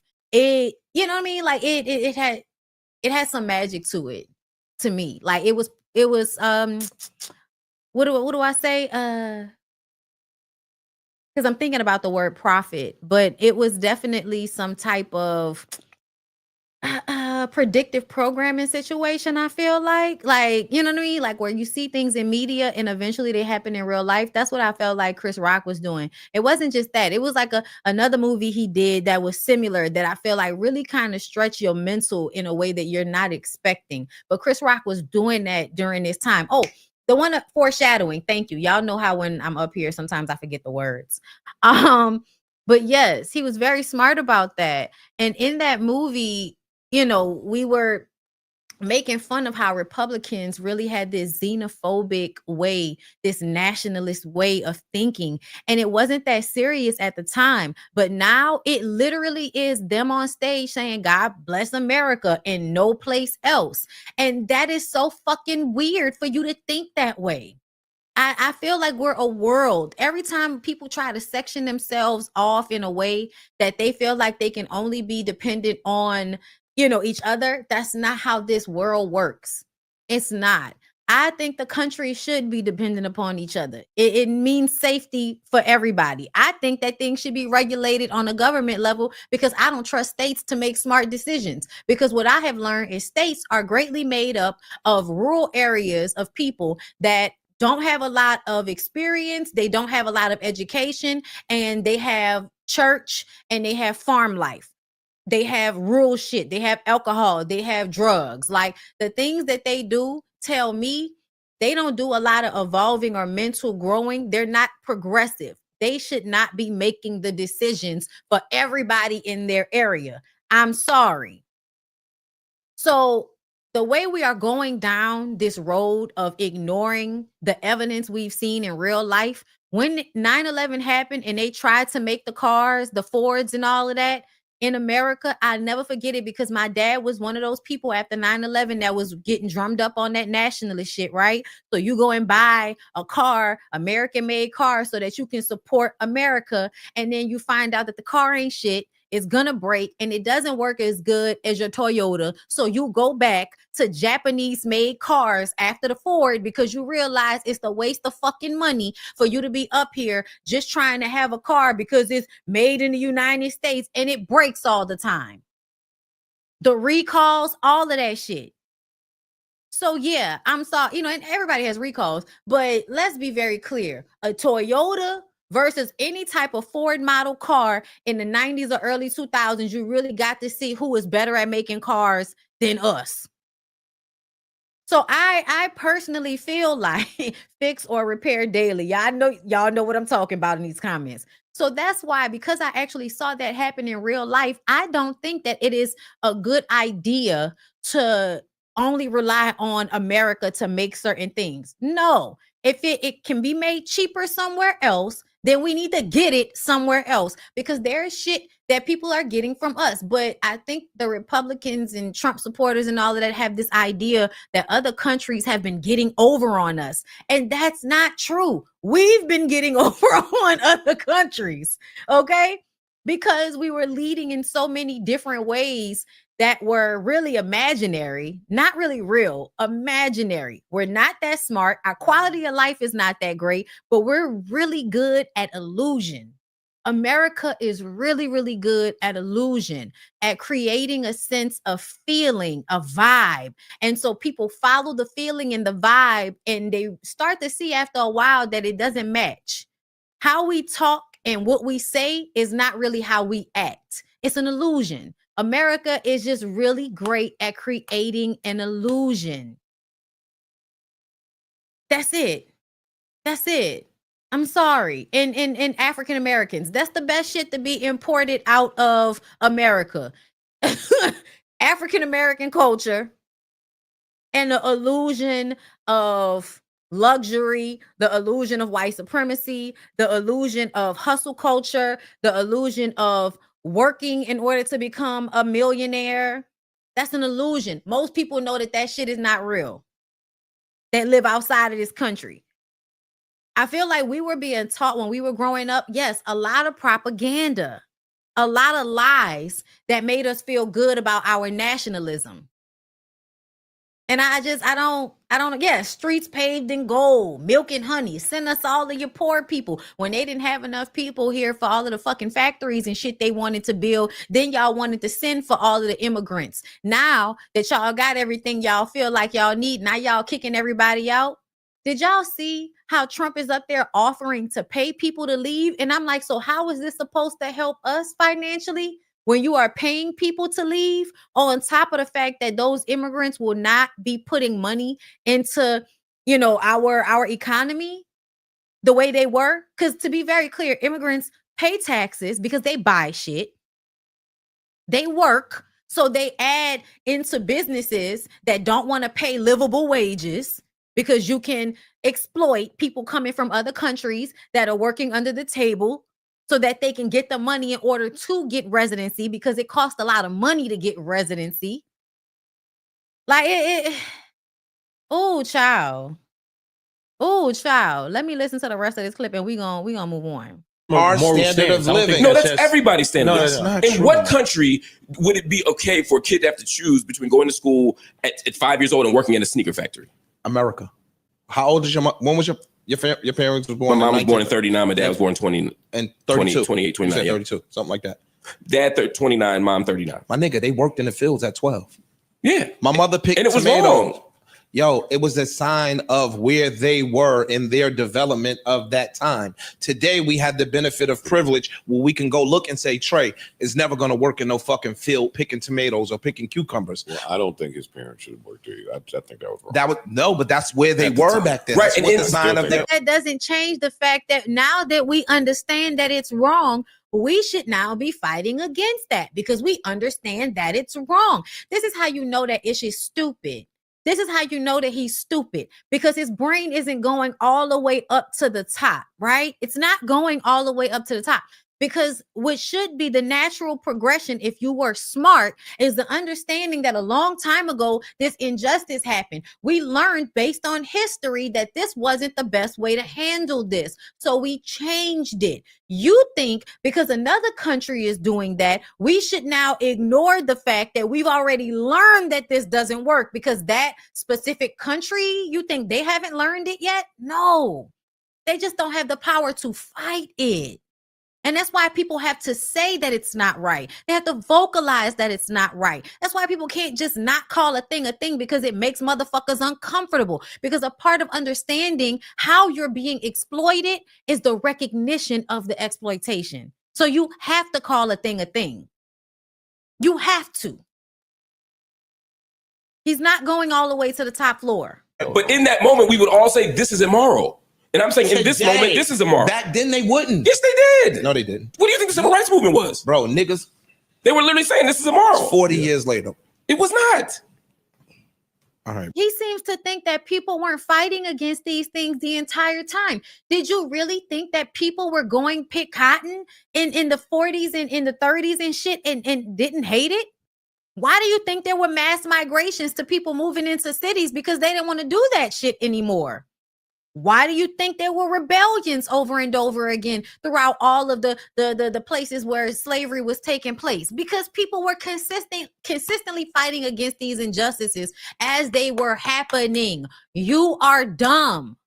Stop arguing shit you don't know about and then feeling dumb when somebody gives you information you was too lazy to actually go and seek out before you form this strong ass opinion. Bro. Yo, that's just factually incorrect. Yo, when was the civil rights movement? The 60s. No, that was the second wave of the civil rights movement. A. Philip Randolph and the laborer workers were doing it 2 decades earlier. Okay. And they literally had signs saying, I am a man. The Pullman porters in the 1940s and 50s were fighting for what? Labor for people, because black people's labor was being exploited. Okay, this week I learned you're part of some African-American book. No, he's smart. People that actually debate these conversations, if they're doing it based on knowledge and not on ego, will actually seek out the information so that they can back up their assertions. A lot of us don't like to be loud and wrong.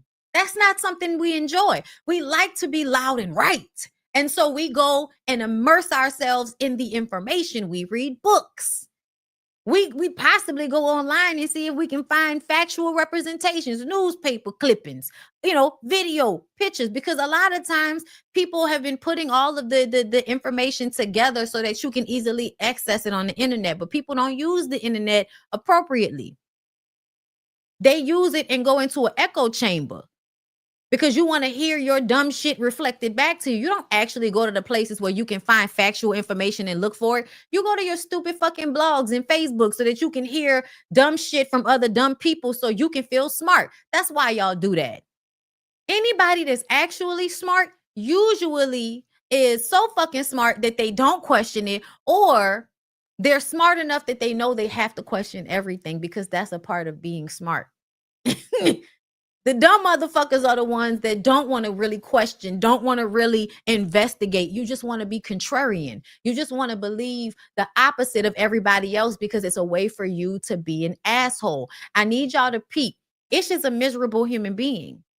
That's why Ish likes to have arguments he can't win, because miserable people like to fight because they're miserable. So whenever y'all notice somebody that's always wanting to have an argument, that's always wanting to go back and forth about every little fucking thing, it is because they are in fact unhappy as a person. And the only time they get the attention that they want from people is when they are arguing with them. Lonely, desperate for attention, and want to argue.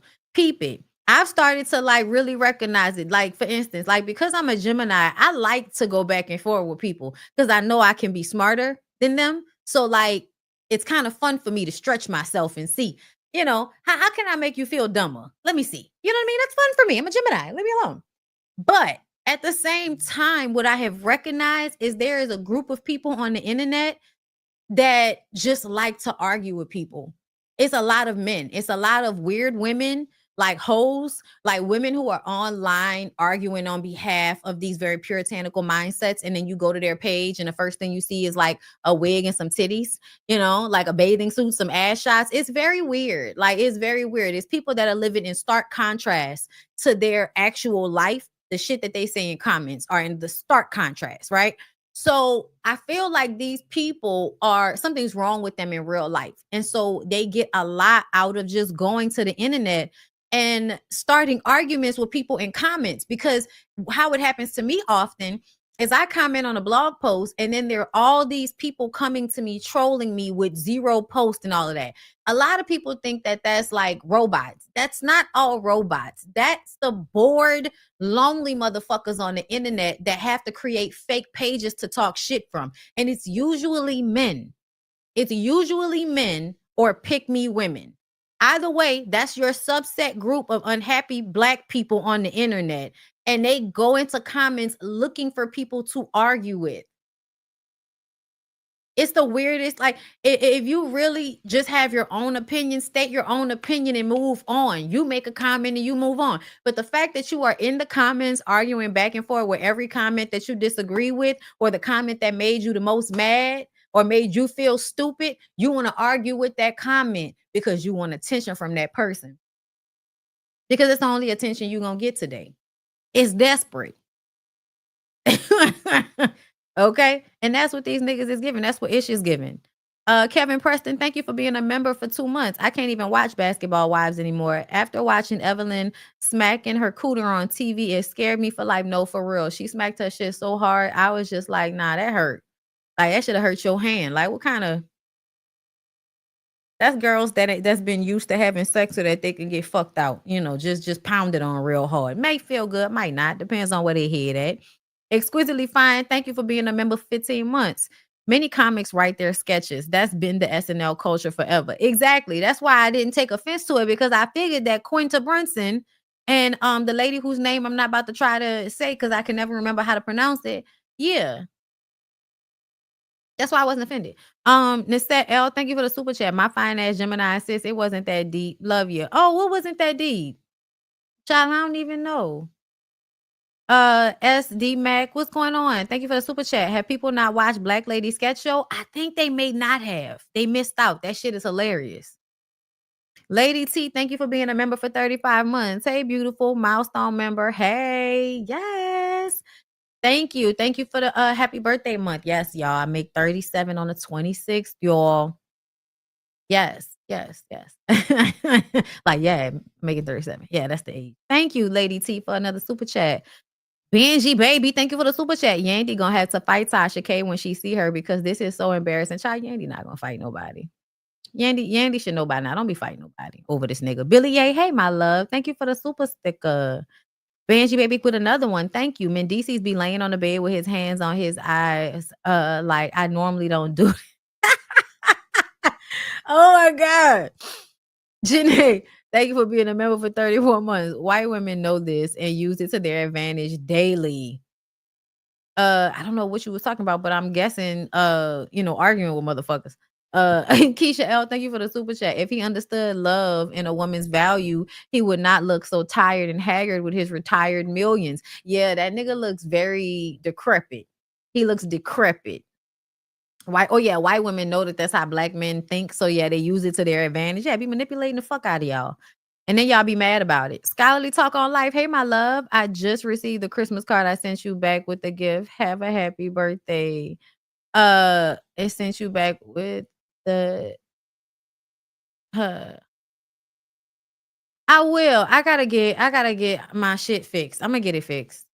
The Quasia, thank you for the super chat. I've been studying history, and the one thing that I have learned is that this country and the government has been very opportunistic and a line stepper when it comes to our relations with other countries. Oh yeah, we habitual line steppers. Like, we'll make agreements with people and then like just go against the agreement. That's what they did with the y'all. Like, I was misinformed about like the Native American history as well, because the way they set it up, they made it seem like it wasn't that many people. No, it was like active towns and townships and businesses and all kind of shit that people had going on before white people came over here talking about they, discovered something. Bitch, you didn't discover nothing that wasn't already here. But throughout the years, with them fighting and taking over people's land, the Indians would, and I'm calling them Indians for, you know, my mind, girl, but Native Americans would fight. They would win. We would have some type of treaty, and then America would be like, bitch, fuck that treaty. Now that we're now we'll find a way to get advantage so that they won't attack us, then we'll just attack them. That's the snake shit. We didn't win this right out. We didn't win because we played fair. We won because we didn't play fair. Because we always was trying to find a way to snake people into agreements and then would turn around and stab them in the back. That's America's way. Okay, that's America's way. Yes, the smallpox blankets. That was another thing. The first time they killed a whole bunch of people, because it was several bouts of that. It wasn't just one time where, oh, they came in here with some blankets and killed, you know, half the population. It was happening consistently over time. Every time a new set of white people would come over here from Europe with whatever disease that they had built up a resistance to, they would then kill a whole group of Native American people. And they had guns. But mostly they did it by being nasty and dirty in their country, living in cesspools in Europe, and then coming over here with their sicknesses that they had built up resistance to, and then giving it to the people that did not have that issue over here. It was by accident at first. And then once they figured out what they was able to do, they just kept doing it. They just kept sending, like, you know, nasty, sickly. And then if you go look at the Middle Ages, which is, you know, this is around the same time. If you go look at the Middle Ages and all of that and the shit that they castles were built, how things were built, there were no bathrooms in those places. People would just use the bathroom anywhere, and then they would put hay on the ground. They would have animals in there sometimes, and they would shit all over the floor. Like, people also, it was like a part of their culture to not bathe. Their queens and kings and shit did not like to bathe. Some of them like to eat or brush their teeth with feces from different people. Like, they would actually have people send feces from like a certain area because they believed that it cured something. They believed that drinking piss cured. Like, they just had very, very nasty, filthy ways of living. And if they weren't consistently dying in their own countries, they were going around and making everybody else sick. Y'all, the reason why they wore flowers, like, women were always, the reason why they created perfume was because they did not bathe. They would wear those, like the nobles and y'all got to know, the nobles and the rich people are the ones that create the culture that the peasants want to follow, right? So the peasants are not cleaning themselves all the time because it's not socially something that they do. And then they also don't have access to the clean water like that. The people that do have access to the water to have baths all the time feel like they should not do that. There's a queen that I keep hearing about that only took a bath twice in her life, when she was born and then when she got married. But their hair, lice, like, they would have those, you know, those big old hair pieces and all of that they got made. They would leave that shit on for months, years sometimes. So it would mat, it would get lice in it, and it would smell really bad. So when women were going to get married, that's why they had flowers, and that's why they created perfume. They also wore high heels so that the nobles would not have to walk in the shit and in the piss that was all on the ground. That's why they created the high heels in the first place. So that because that's what high heels were worn by noblemen, right? That was a way to tell that they were noblemen. They wore high heels, and it was because in the castles and in the homes that they lived in, people were just pissing and shitting in any old corner, and then they throw hay down on the ground, and nobody was cleaning anything. So eventually, yeah, you're like walking around in a cesspool. So the noblemen started wearing high heels as a way to kind of like walk above the shit and all of that was on the ground. Yeah, y'all. The history, the Chinese were light years ahead of the Westerners. No, for real. And honestly, theirs is a culture that I really want to get into a little bit more because I don't know a lot about it. Like, I watch movies and stuff like that. We only see Asian culture as it's entering American culture. You know what I'm saying? We don't really see it by itself. You know, I don't know why, but I do really want to get into books and some other stuff that is more history on Asian countries, because they seem to have understood something much better than we did. And I just kind of feel like when you study other people's cultures and their history and the things that they've gone through, you learn, better decisions to make and all of that type of stuff. Like you pay attention to the things that they made mistakes on and do it better. That's why y'all not liking history. Y'all not liking school. That's why we're at such a disadvantage now. And you don't know when people are exploiting you. Because some of y'all think that if a person is agreeing to their exploitation, that means the exploitation is okay. I saw somebody say that shit in the comments after we finished talking about Shamia and the women who have babies for people and not being paid enough, and how basically, I was just saying that it seems like exploitive. Like that seems like something that is very much being exploited. People that want to make money exploiting mothers who are desperate to have children and exploiting the women who will, who don't have a lot of money, who don't have a lot going on, but they can get pregnant. You know what I'm saying? So we was having that conversation and somebody, was really, upset about my opinion on it, I guess, and said that, people can do whatever I'm not saying you can't do whatever you want to do, but just because somebody knows they're being exploited doesn't mean that they aren't being exploited. It means they're in survival mode. So you can't trust that somebody is really making the best decision for themselves when they're in survival mode, because what they're worried about is immediacy. They're not worrying about the future of something, right? And that is how Black people have been at a disadvantage all over the world. In different countries here in America, is because we are in survival mode because of racism. So we only think, a few steps ahead. We don't think that far ahead. Clear people, on the other hand, think 20, 30 years ahead. That's normally how they work, which is why you notice gentrification in your neighborhoods, redlining. All of these things were kind of planned out over a period of time. And I feel like we don't really be paying attention. Like you don't care to know about shit. You think learning is stupid. Not y'all, but y'all. And so when you don't know, that means you really don't know. You don't know how you're being taken advantage of. It doesn't make it right and it doesn't make it okay. And those of us that do recognize that it's exploitation, we're the ones that say it. That's what Jesus said, child. Jesus said, if you see it, you know what I'm saying? Say something. You a seer, see. You're a hearer, hear. Okay? That's what Jesus said, child. But y'all, y'all only want to pay attention to the Lord when y'all can use it to control people, but not when y'all, really trying to pay attention to those of us that understand things in a larger way. But yeah. Hold on. So in my sociology class, we learn how the government uses tactics to get people to accept inequality. Yes. Absolutely. Absolutely. There's a saying that I'll never forget, and I learned this from the Holocaust. When there is blood on the streets, buy property. Meaning that when they have harmed somebody, when they have, used poor, ignorant people to exact some type of, racial barbaric behavior, you go and you kill a whole bunch of people because they Black, or, you go in and you jack up prices and kick everybody out of their communities. Like all of those things, when there's blood on the streets, you buy property. That's where gentrification comes from, y'all. And they did that in the ghettos of Germany when they kicked all of those people and put all of them people in concentration camps and just stole all of their properties, sold all of their houses and shit like that and made money off of it. When there's blood on the streets, buy property.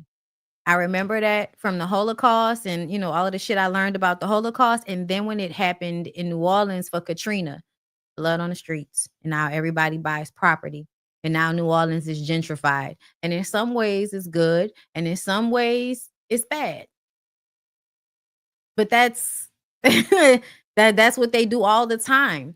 And if you don't know that this is what they do as a pattern of behavior, then when it starts to happen to you in your community, you're at a disadvantage. You don't know what's going on, and that's because you don't have any information. But then when people are out here giving y'all the information, you want to be like ish. So yeah, that's what I got for y'all today. I hope it did something. I hope it did something.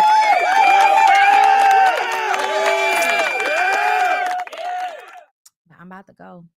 Okay, I'm about to go, y'all. I'll be back tomorrow for something. Like, comment, subscribe. Come back, tell your people about me. You know what I'm saying? Let me try to get my numbers up. You heard me? But I fuck with y'all. Have a good one. Peace out.